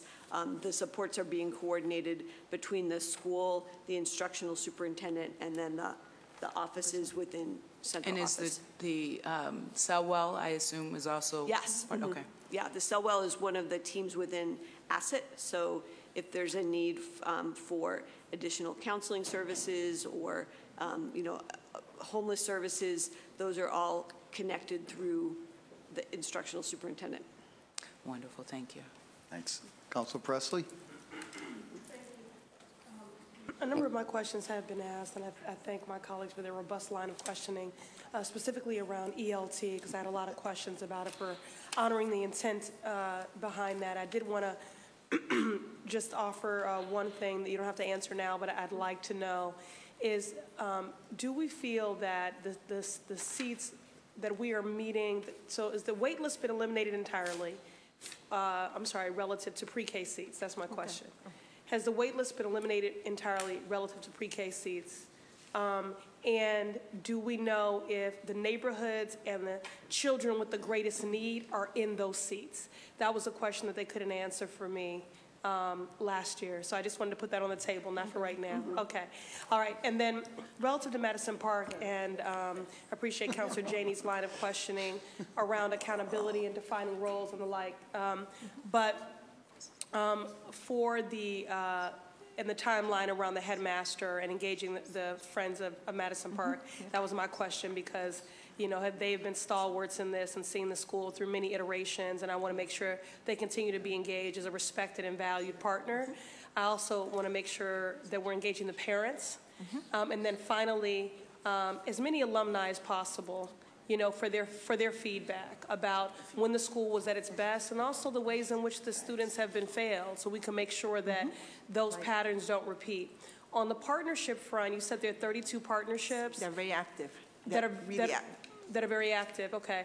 And so are any of those partnerships, or rather, are all of them standardized in their approach in terms of a pathway to a career? And the three industries that I want to focus on are nursing, cosmetology, and the culinary arts. Okay. Let me start with the partnerships. One of the things that we are doing is aligning the partnership according to what services they provide, how many students actually have an impact within those services that they, so we are creating a framework. So they have partners, but we were able to hire a partnership coordinator. Okay. That didn't have, the school didn't have happen before. And that is to look at what services they provide, or what else can they provide. What is the system that we can create in order to hold them accountable for delivering services? Okay. And if there's no impact on student growth, what's the partner role in there? Okay, so you're developing some sort of evaluative tools and accountability where that's and also concerned. What they do for the school. If they're going to be working in the academic lens, are they going to work for the extracurricular programming? So we are looking at the partners in the landscape. So this is the first time we are doing an analysis and diagnostic about what is the effectiveness of the partners. Can we go for more partners? And if we go for more partners, we have to have a criteria and a mission of what they're going to be doing. Coordination, right? Exactly. That's some of why I'm asking about the executive director position and Kevin McCaskill, specifically, how empowered he is. Because it's my understanding, that there was a time where it seemed that he was able to be more, proactive in recruiting, partners. And so much of this is relational. So I just want to make sure that he still has the authority and the ability to do that, that in no way has his role been undermined or circumvented. And that's actually part of his role that he defined, because we wanted to make sure when people go for partners, we have been having conversations, what would be the impact of those partners? So that is his role, to go outside the community and bring those partners to the school. What we are going to try to make sure that there's an area of need, that when he goes with the partners, he can say, this is the area where we need you at. Okay. But that is his role and responsibility, absolutely right. He has a lot of charisma. He knows the school very well. That is his role. Okay. Well, and just on the partnership front as well, I just wonder if it's possible that we could have just a criteria. I know you're trying to figure out where to place them, but that these commitments perhaps be multi-year, and that that they recognize that every 6 months you'll be evaluated, and then we're going to be judging specifically, what is the level of then growth into career. Yep. And again, the three, because I think the trades that get lost in this, this used to be an incredible feeder for our healthcare industry, which is one of the most, reliable industries here in Massachusetts. So the nursing program, the cosmetology program, 30% of our main streets are represented by beauty salons and barbershops. And I know a number of the students have struggled after they've been in the school to pay for applications, to apply to schools. I want to make sure guidance counselors are not referring them to predatory for-profit schools that are then setting them on a pathway of debt and never being able to bring their full contribution. And then everyone knows, my colleagues share my passion, my commitment to the growth of our restaurants. And they are struggling. We're growing restaurants, but they need a workforce. Yep. And so I do want to make sure that those pathways, so when you talk about these partners, do these partners exist across every vocation? And that's or the are analysis. they all concentrated in construction or automotive? Are these other ones included? So we see, so that's the breakdown. Every 19 of the programs, what are the partners that they have, and do they provide services to the students such as employment? What do they offer? Or internships. Or internships. Okay. And so we are looking at what is the landscape of what is the landscape of the partners? What do they offer? Is an equity balance in there with every single trade that they have at Madison Park, and who's the contact person, and therefore the partner coordinator's job is to make sure that they are working for Madison and with Madison for our students, instead of having a partner and they don't provide enough services. Can I just go back to the communication? Sure. We are going to have with Superintendent a meeting with the Parent Side Council. We want to start having monthly meetings with Brett, Kevin and I going to the Parent Side Council, Friends of Madison, the alumni, and also student government. Okay, great. We want to make sure that it's a structured communication that right now has been sort of rough a little bit, but because we didn't have the roles and responsibilities really clear, but when we go, it would be easier for everybody to know what's going on at Madison. Okay. All right, let me just tick through a couple for my time ins here. And if you can't answer quickly before my time runs out, then hopefully we can get it some other time. But I thank the chair for his indulgence. So could you just tell me, for the Opportunity Index funds, how much of that is being allocated towards Madison? We would have it in a second. Since the Opportunity Index is about students with the greatest need, and so we know that there is a need at Madison, and just that dovetails to my next question. I'm sorry if it's already been asked and answered, but could you tell me why this school is funded differently according to other Voc schools? Because usually wouldn't the allocation per student be higher than any other school, because that's what Voc Ed requires? Actually, it is. I just sent that information yesterday, actually, to, let me see here, to Superintendent. Madison Park is the second highest school that we actually fund in the vocational world. I don't know if David. Let's let David walk through that as well. Okay. Yeah, I can talk a little bit. I can talk a little bit to both your questions. Okay, thank you so much. And I know I'm done here. I apologize. Thank you. Okay. The Opportunity Index, the main new source of funds was about $3 million that went across. I think it was 106 schools. Madison Park got about $75,000 of that, which was I'll double check, I think it was in the top 10 in terms of per pupil allocations. But is that commensurate, I'm sorry, is it commensurate with other Voc schools? With other Voc Ed schools? The Opportunity Index No, investment? the allocation per student. That's the thing that I thought was that when we look at the premier Sorry, I was asking your first question Okay, first. I see. If you're talking about, it's a little bit hard to compare to a school like Minuteman or Worcester Voc, because there are, those schools are regional vocational schools. They're their own school district as a single school. And so those schools have things like benefits costs and transportation costs built into the data that they report on the state website. We did some analysis to try and make a comparison between the full cost of BPS, the full cost investment of BPS into Madison. And it's a little bit hard to compare, because you have to answer questions like, at a regional vocational school, they're busing in kids from all over the region, versus in a city like Boston, where our transportation costs, especially at the high school level, are lower.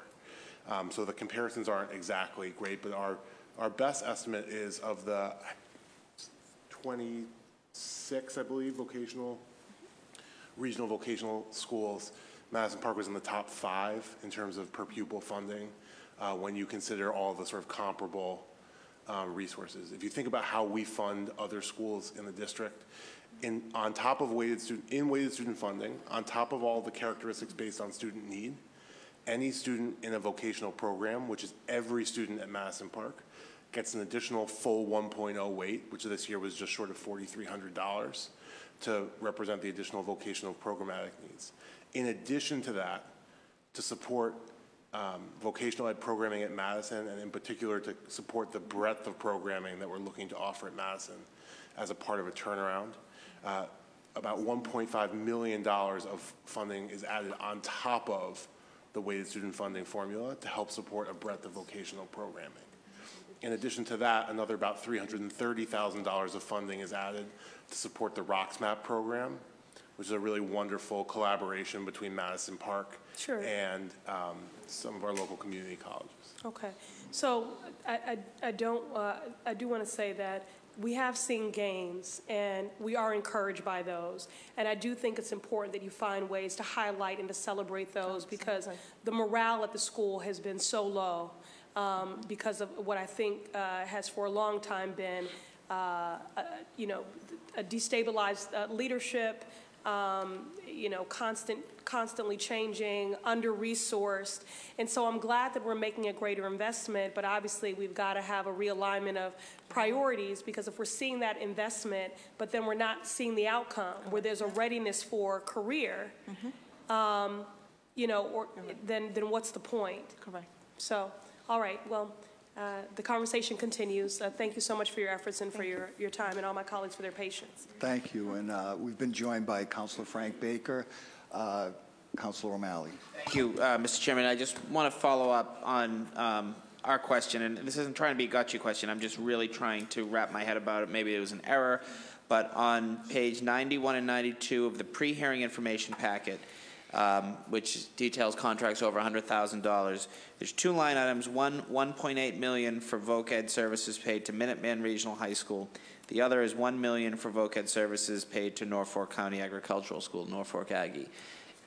Do I have it correct that just 5 students go to Minuteman Regional High School? Boston students? Can we look into this and get back to you? We off the top of our heads, we don't have that information available. Okay. But we'll find out and get it back to you through that process of the question and answer that we send after each meeting. We'll get on it this afternoon. Okay, but I don't want to belabor the point. What would the money? What would that money for? What would the $1.8 million for contract entail? So I want to look into that contract in particular, because the contract limit may be $1.8 million, but we may not be paying. So I'm not sure what the term of the contract is, and we'll look into the actual expenditures against the contract. Right. So the contract, the figure may be right, but that may not be what we're spending. Right. So the figure on the contract is often the limit on what we are allowed to spend under that contract, but not necessarily the total of what we end up spending. Okay. Well, I'd like that information, but just generally, do you, Dr. Noriega Murphy, you said there, how many students can you tell us how many students are currently receiving out-of-placement services for voc ed? So at the beginning of school year, we're 12, but I will get back to you with the... 12, and what's the budget on that? I don't have that, but we are going to go back to the actual right now of how many students are enrolled now. That was in September. I have to get the numbers right now. Okay. At the moment, our projection is about $625,000 to be spent on vocational education tuitions over the course of this year. Okay, I'm listening. I'm just doing math the same. So it's about 625 divided by 12 is 52,000. Is that ballpark correct of what the per pupil allocation would be? I'm not sure about I want to confirm the number of pupils because. Okay, yeah, I definitely want to follow up on this. Again, I'm not looking to fall on a sticking point where it's $1 billion budget, but it does. The information we get doesn't seem to reflect what actually is happening, and we're talking if indeed the number for Minuteman Regional High School students is 5, and we're paying $1.8 million, that's $350,000 per student. Now you're saying, and I hope you're right, that figure may not be accurate, but we need to know what the accurate figure is. So through the chair, if we could have a detail, what I want, and I will leave it with this, a detailed memorandum explaining how many students go to out-of-placement for voc ed, not special ed, which is the bulk of our out-of-district placements, but for voc ed, Some of them may be special ed students as well. I want that, where they go, how many to each school, and what the total number that we are allocating paying for it, and also what the discrepancy is on the information you guys provided, why that seems to be such a incredibly high number. So if we could have that furnished to us, you know, in the next couple of days, that would be very helpful. Thank you. And I would just add, does that include transportation costs as well? Thank you. Councilor Baker. On that same subject, and I would ask, what are they going for? So where is, am I on here? Can you? Yeah. So good afternoon. How are you guys? Yes. Thanks for coming out. And so to add to that, what is it they're going for? So what are they going to Minuteman for? Is it sheet metal? Is it, you know, and why are we losing those students? What are we not doing in Boston here that we should be doing to not lose those students? And along that same sort of line of questioning, are we doing anything? It seems I've been here for, I think this is my 7th budget, and every year it's vocational schools. We should be doing more to teach kids that maybe don't have the capacity to go to college, or maybe don't, like myself, didn't want to go to college, thought I should do something else. But what are we doing differently now than we were 7 years ago, or are we doing anything differently in that voc ed space? So one of the things that, good afternoon, hi. One of the things that we are doing different is that instead of hosting all the programs at Madison Park in one site, we are actually opening in other programs. Right now we have other schools that have CVT programs that is approved by the state. CVT programs? The Career Vocational Technical programs. Yeah. But we also have Pathways. Pathways is programs that also allow students to get certifications, but when it comes to credentials, it has to be approved by the state. So right now we have 45 programs in Boston Public Schools. 19 of those programs sit at Madison Park. We count CVT, the Career Vocational Technical programs, and we have Pathways that are helping students to see what is the industry fields, how they can actually have internships and experiences inside the school and outside the school. So those CVTs would work with like the health industry or something like that? Health assistant, dentistry, but we also had Pathways, which is more that will also lead to credentials, and some of those pathways will be in the art field, media technology, or engineering program. Okay, and back to the regional high schools. Like I can see it seems like if we have Norfolk Aggie here, I don't think we would ever have a capacity for an agricultural. Unfortunately, maybe we should start thinking about that. But is that where the money is going, more towards the Norfolk Aggie and less towards the Minuteman? Because there's 2 contracts here, one for $1 million for Norfolk Aggie and one for 1.8. But we're saying we're really only spending about $600,000 out of those two contracts. Mm-hmm. And I apologize for coming late, and if we already went over this. We've committed to getting to the root of what each of those contracts is for, how many students it's serving, what other costs might be included there, and getting the information back in the form of a memo. Okay. So, hopefully, we'll have that information for you within a day. Thank you. And is there any plan? Is there any plan to maybe offer more vocational, like you were talking about how you took some of the pathway programs or other programs from Madison Park and they're in different high schools? Is that a model that we're going to pursue a little more? Like, because years ago, I know, like if I had this right, if you wanted to go into sheet metal, you went to South Boston High. If you wanted to go into electrical, you went to Boston Tech. Is that the... are those conversations happening at all, or will all those hands-on working with tools sort of trades, will they stay at Madison Park? Okay. So first of all, let me just clarify that we're not taking anything from Madison Park. Yeah. We are actually creating programs. And maybe I worded that wrong. I apologize for that. So I just want to clarify that. One thing that we are creating is also technical programs, which is with technology, designing, programming, flying drones, so these drones and things like that. So students, we are looking at the student interest and also looking at the industry. What are the fields where the students can get jobs? Because if we open a program and there are no jobs, it is a disservice to the population. So Right. before we actually open a program, in the landscape of programs that we have in Boston Public Schools, we do a survey. We look at the population, what is the interest of the students, and then the capacity of the school. If they don't have the capacity, then we start working with the school in order, if there's interest from students, but no capacity, we start working with the capacity. And then we look at what is the industry field, what are the partners that they have around the area that they can actually tap into in order to have internships and opportunities for jobs. When we talk about big shops, like carpentry, those are very expensive and very hard to replicate. Yeah. That we want Madison Park to continue being the hub of certain programs that students can go there The bigger after school. programs that have a lot Exactly. of infrastructure, whether if it's carpentry or And the plumbing. landscape, the idea that in the redesign of Madison Park, one of the programs that we are trying to open is the after-school component for students who go to English High, but they also are interested in becoming a carpenter or just want to explore it. Yep. Why not to go to Madison Park? OSHA should be something that we want almost all our students to also get certification on. Yeah. But And that sounds like a good idea to when you were talking about flying the drones and the new industry and new technology. So where will those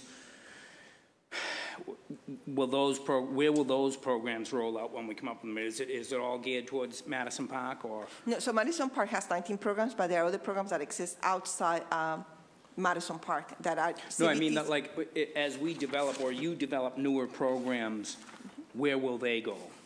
So it's interest by the school, and we are also tapping into the open enrollment schools where we have a non-admission policy, because that's where we have most of the students that will be exploring something in the industry field.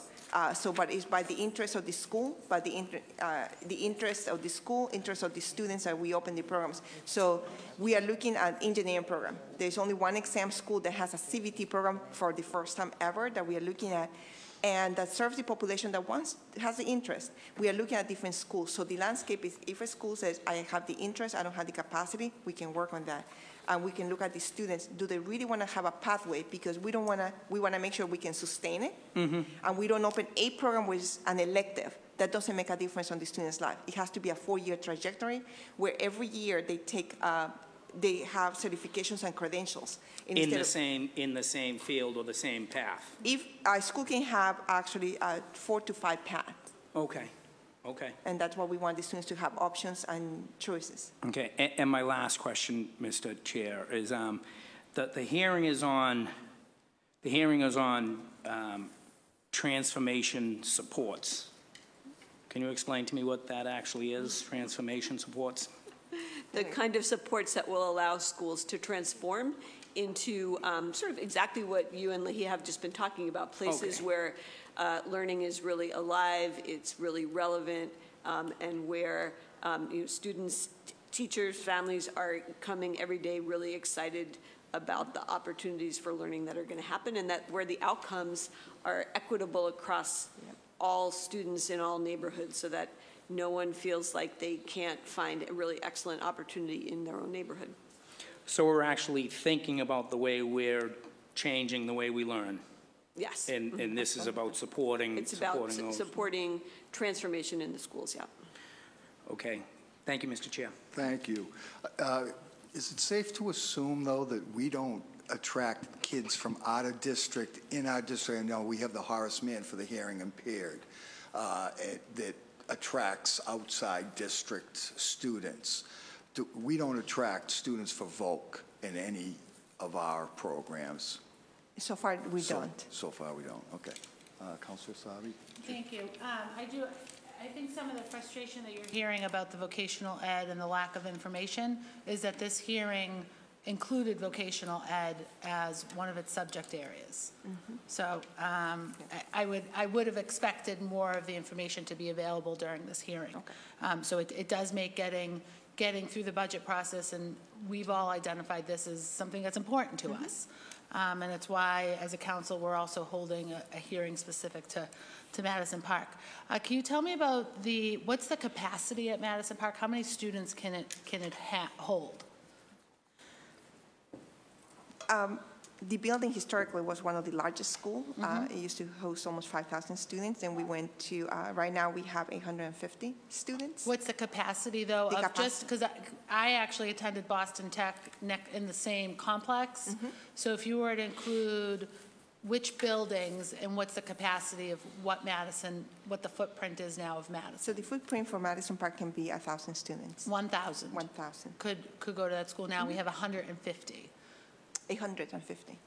Say again? 850. Oh, 850, 850, okay. So it's 1,000 is the capacity, 850. And how many of that 850 have chose to attend Madison as opposed to were assigned or it wasn't their first choice? I do not have that information at this moment. Well, I think that would be really interesting to know what the demand is. And then are there any other programs that happen at Madison Park?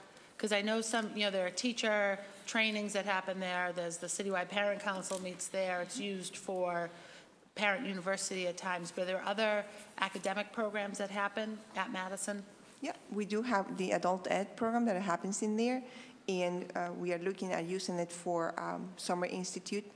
We offer summer school in there too. And Madison has the Saturday School, which is a very robust program for students. But the building is utilized by also partners because of the location, the facilities, and because it's just, we want to make sure that people know what Madison Park is all about. Right. Yeah. Is Madison a part of Build BPS? Is it in the pipeline at all for some significant investments? It is part of the redesign of programming. We want to make sure that the academics and the vocational are this integration in there. But at this moment, it's not part of the Build BPS, and I know Dan Anderssen is going to join us. And then while he's coming down, can you tell me about the staffing? Is Madison fully staffed for next year with the concerns around leadership and the posting of the new headmaster job? Are there any other staffing challenges at Madison? So for next year, the headmaster will continue being in interim headmaster, which is going to give us enough time to do the search for the for whoever is going to be the permanent headmaster. The staffing right now, they have 10 openings, and that is because we posted new positions, and they are in the program. We did a total analysis. If you're a specialist teacher and you had 3 certifications, what type of population of students you can serve. So at this moment, I have to say that staffing is really very strong. They have a very strong team, especially in the ELL department and special ed. And then one of the challenges across the district with teachers who have multi-certifications, which is great for us to have teachers that are certified in a number of areas, is that they still only count as one person. They're only one teacher, even if they hold multiple licenses. Correct. And we can't, as a district, we have to get away from, saying, well, that teacher's also certified in special ed, or, whatever it is, there's still only one body. Yes, that is correct, yes. Right. Regarding Build BPS, so there's a couple of different categories of work. Some of it is what's called accelerated repairs. I'm not sure if Madison is in that group of schools at this point. And then I don't remember it coming before us for I don't school think building so. authority at all. And then, yeah, exactly. I don't think that Madison's in that group. And then if you're thinking about broader renovations or programmatic changes, no decisions have been made that put Madison in or rule Madison out yet. Okay, and then what is the engagement? I know there's the Friends Group and the School Site Council. That we received a few months ago some real concerns about the engagement of the School Site Council in the budget process. What is, in any school in the district, what is the role of the School Site Council when it comes to approving a school's budget? It is. I was going to let Mary. Okay, go ahead. So the School Site Council actually reviews the budget. They have approval over the discretionary funds within the budget, so the line that covers things like student supplies, it's not personnel lines or compliance lines, but the discretionary funding. And School Site Council members are also required to participate in the interview process. Yeah, so each school site council needs to have a personnel subcommittee. Yep. And that personnel subcommittee participates in the process for hiring all school staff except the school leader. In the case of hiring a school leader, there's a separate principal screening committee that's convened that includes three parent members and three BTU members, and then in the case of a high school, also a student member, and then always a basis member. And that group does the screening for any school leader opening. And then at all of our schools, Madison included, high school, elementary, all of them, are our school site councils. Are we following our commitment to our families and our communities and our teachers? Because I know teachers participate in school site council. Are we following our commitment to having them engaged in the budget process, signing off on the budget process, participating in the interview process? Is that happening in a meaningful way across the district? So one of the things is that in the requirement for open posting, in order for schools to be able to open post their positions, they have to demonstrate that they have an elected school site council, and then that school site council has a personnel subcommittee. Schools that don't meet that requirement are not able to participate in the open posting and autonomous hiring. So that's one accountability check. In terms of the personnel subcommittees and how that process plays out in each schools, there's an ongoing communication back and forth between the BTU and my team, for instance, if there's any question about whether, in fact, the school leader is following the circular. If they're not, then they receive support and training from a member of my team or from the operational superintendent. We've received I think there's some real concerns about the involvement of school site council at Madison, specifically in the budget process overall. I'm going to shift gears, if that's okay. How many schools do we have right now that are in turnaround status? Level 4 or well, level 4 and level 5? Well, that are in a transitional plan. Brighton High. Right, Brighton, Excel. We have a total of 8 So that are could you in just level name them 4. for me? Sure. Brighton, Excel, Dearborn, English, Madison Park. Dorchester Madison Academy. Park, Dorchester Academy, 9. So there are 6 high, and then Grew, Channing, and Winthrop. And Elementary. are they, all of these Well, schools? may I just add, so we also have 2 level 5 schools that the state operates. We are the receiver for the Dever. Yep. And then the other school is Up Academy Holland. And do all of these schools have turnaround plans? Yes. And are we following them? We are working harder to make sure they're being implemented with fidelity. Over the past 2 years, yes, we have worked harder to make sure that what's being written in the plans is what's being implemented. Who's charged with making sure that we're following the plan that The we Office wrote? of Turnaround and Transformation. That's your office? It's an Or is that office Desi? underneath, it's an office in the strategy division right now that will be part of the transformation work. Part of the new team, and then there's someone appointed through DESI that also follows through? We work with a team of people from DESI. Okay. And then, because when we put schools into turnaround status, we reap some benefits of an investment of financial resources, human capital, some different energy, but we're also fighting this tide of, lower morale, both for the student body, for the school, the adults in the building, and then there's a lot of work and effort that gets put into writing a turnaround plan, and then there's, this sort of walking away from that turnaround plan and sort of following down a path aimlessly sometimes. And aimlessly in the sense that, oh, look at this, sparkly whatever over here, this new idea, and we just push aside our turnaround plan that a lot of people have invested time and energy and very often tears into. And I've heard that experience is maybe happening at Brighton High with their turnaround plan and some frustrations about that. We think about the repair that happens during turnaround, especially around morale. What are the what is the commitment that your office has and this group has to publicly presenting on that turnaround plan to ensure that it is happening? Dan? Thank you for your question. There's a lot in there that we think about all the time. So a couple of things.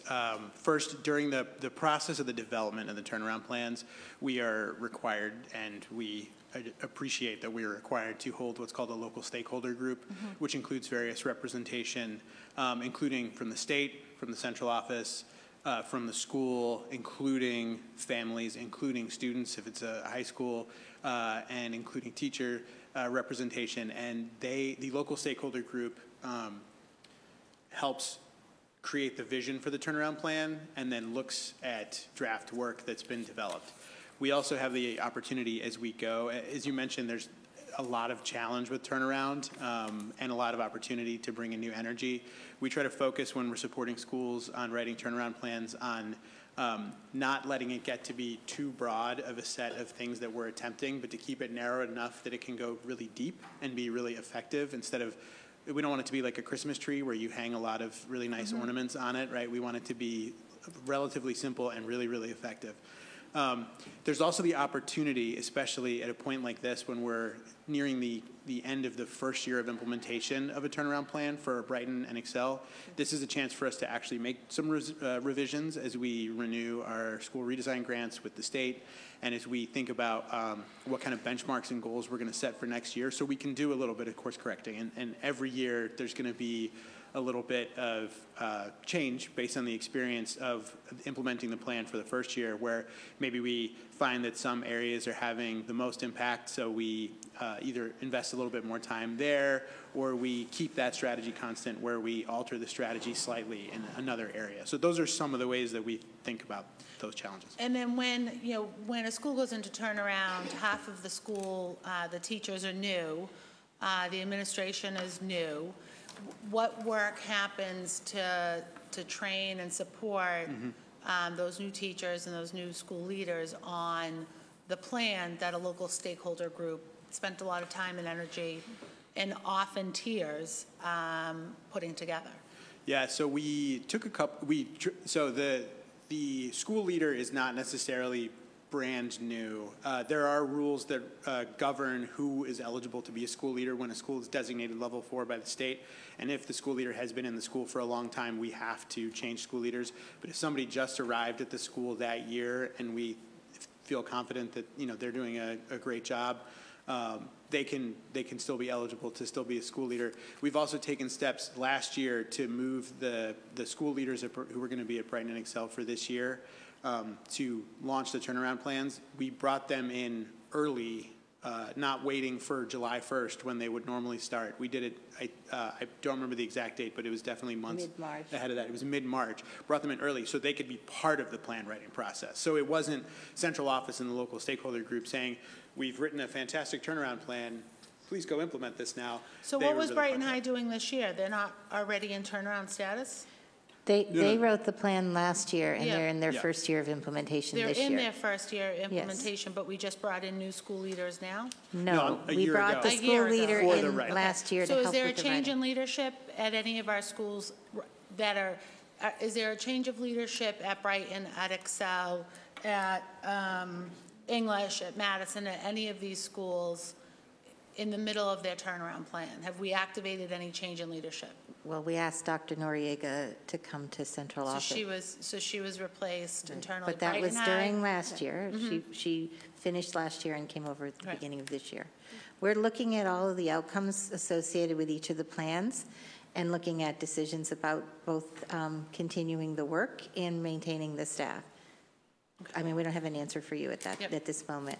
Could I also just add a couple things to what Dan said about the process as well? Yeah. Every one of our turnaround plans includes an extended summer experience, particularly for that year of bringing in the new staff and launching the work, so that everyone in the school should be familiar with the plan before school starts and understand what their role is, what they'll be doing that's different, go through some PD related to that, but also for that to begin the process, for them to begin the process of bonding as a community, hopefully. It's true, I mean, when you do a turnaround model, it often takes time to build a staff again. I also just wanted to, the other point I wanted to make is that we don't know what conditions would be attached to any level of sanction by the state, because the state has been freed from a lot of the requirements of the ESSA, or the No Child Left Behind, due to the new federal law, ESSA. And we don't know actually whether or not the same requirements that have held in the past, or even the same set of options, will end up being the only options we have. So those are all things we're waiting to hear the final decision on.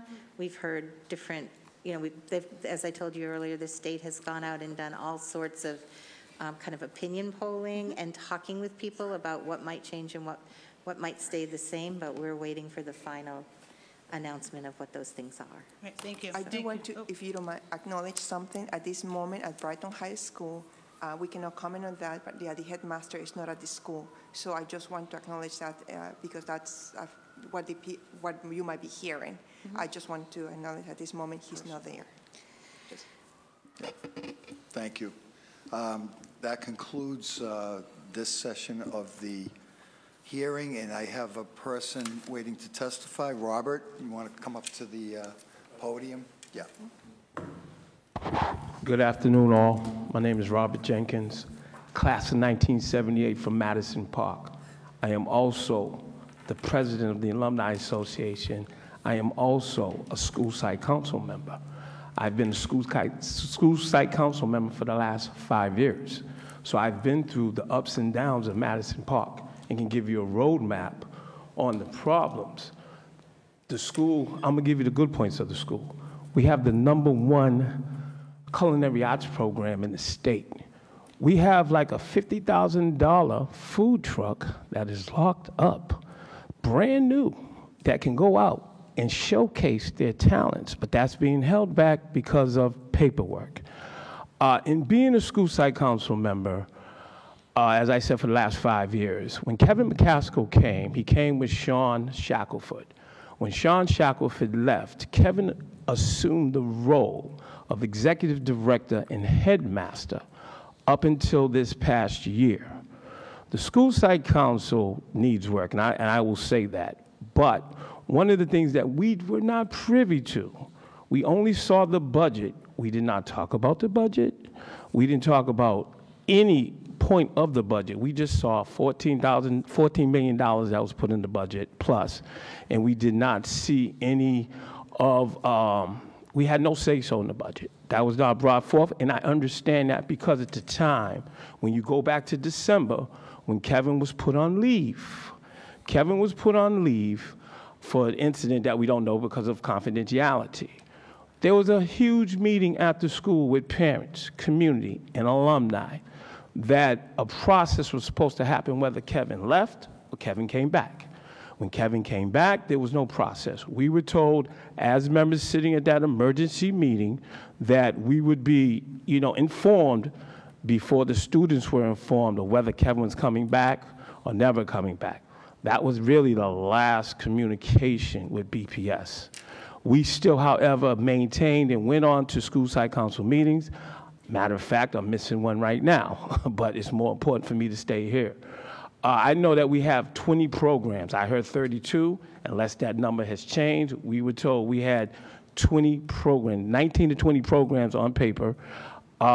We know the school has gotten hundreds of thousands of dollars outside of BPS, which is, we understand that those are development partnerships. But one of the things that we do know, and since I've been here for 5 years, I know about the turnaround program that Madison had, and I could talk about the money. Madison is far below what the regional voc ed education schools that they're comparable to. My understanding from looking at those numbers that we were privy to was $10,000 for Madison Park students, compared to their state counterparts, $14,000 to $16,000, and that in the Madison Park thing is even more prevalent because we have kids that have special needs in ELL, so it's supposed to boost it up. Correct me if I'm wrong, but Madison Park is a fixable situation. The kids still thrive on what's going on at the school because they're still doing well. It's almost like I used to work for Mayor Ray Flynn, and he said one time back when Beirut was what Beirut was, a war-torn country, and he said that, you know, if you were a business, would you put a business in Beirut? No, you wouldn't. But Madison, people are still putting forth. One of my concerns I have right now when I hear about these satellite, you know, for vocational, fix Madison first. You know, fix Madison and then go out. When you talk about recruitment, Madison does not have an admissions policy because the school committee can't agree upon that. That's not on BPS. The school committee hasn't agreed. We need to fix that. They have, for the past 3 years, gone out to the middle schools. Now, the numbers we got were like, I think 250 plus students put Madison down as their first preference, and I think 152 second preference. I don't know, those numbers may fluctuate, but the school can draw. You know, it can draw. They can, you know, I mean, if you put out a product, it will produce. I mean, I can't think of any parent that if they know that their child after 4 years goes to Madison can come out with a comparable salary to afford the booming rent prices that we're facing, it will work. But it's going to take a village to raise a child. And again, one thing I want to say before I close is that Madison, when you have to involve the parents, we have to do a better job. And I've said that many a times. I know that BPS is going through a transition. I have sat here for almost 2.5 hours, and you know what I very rarely heard was, what is going to be the engagement of engaging parents and students? All of us are parents, and I know it's a hard mission, but we have to do better to get them involved in their child's education because, of course, we don't have traditional, how can I say, mothers. One thing I would suggest for BPS to do, you have a number of city partners. You guys can't do it all by yourself, I know that. But start using the Boston Public Health Commission. They do peer leadership programs. They do, counseling for families. Also, use, again, a lot of our schoolhouses, when you talk about these extended programs, a lot of our schoolhouses are housed with community centers. And you guys know the problem y'all have with getting building space. They sometimes want to charge you, and you guys are the city of Boston. We got to look at ways of getting past that because their prices are astronomical. That's another story for another day. But in closing, we have to find added revenue. The pilot tax needs to be looked at. We have these universities and these hospitals that are not paying their fair share of taxes. We have to get them to pay their fair share of taxes. And in closing with Madison, you look where Madison is, look at how far all these organizations, schools, hospitals, they need to come and invest not only in Madison, but for all our kids. We have a partnership with RCC, that's beautiful. RocksMap has been I think, 4 years, and it works. And we need to really, again, put more pressure, more money into Madison so that it can prosper. Like I said, when I was at Madison, Madison's been going through struggles for 40 years. When I graduated in '78, they had us in a half building that was done. Okay, then they tried to change our name from Madison to Hubert Humphrey Horatio High. We marched and we fought and won that. Then they went away and took away half our school and gave it to Boston Tech, which is now O'Brien. So Madison's still fighting, and we're going to still keep it going on. But like I said, again, in closing, please invest in Madison, don't divest. Thank you very much for your time today. Thank you, Robert. That concludes today's hearing. I want to thank everybody for their time and testimony. This hearing stands adjourned.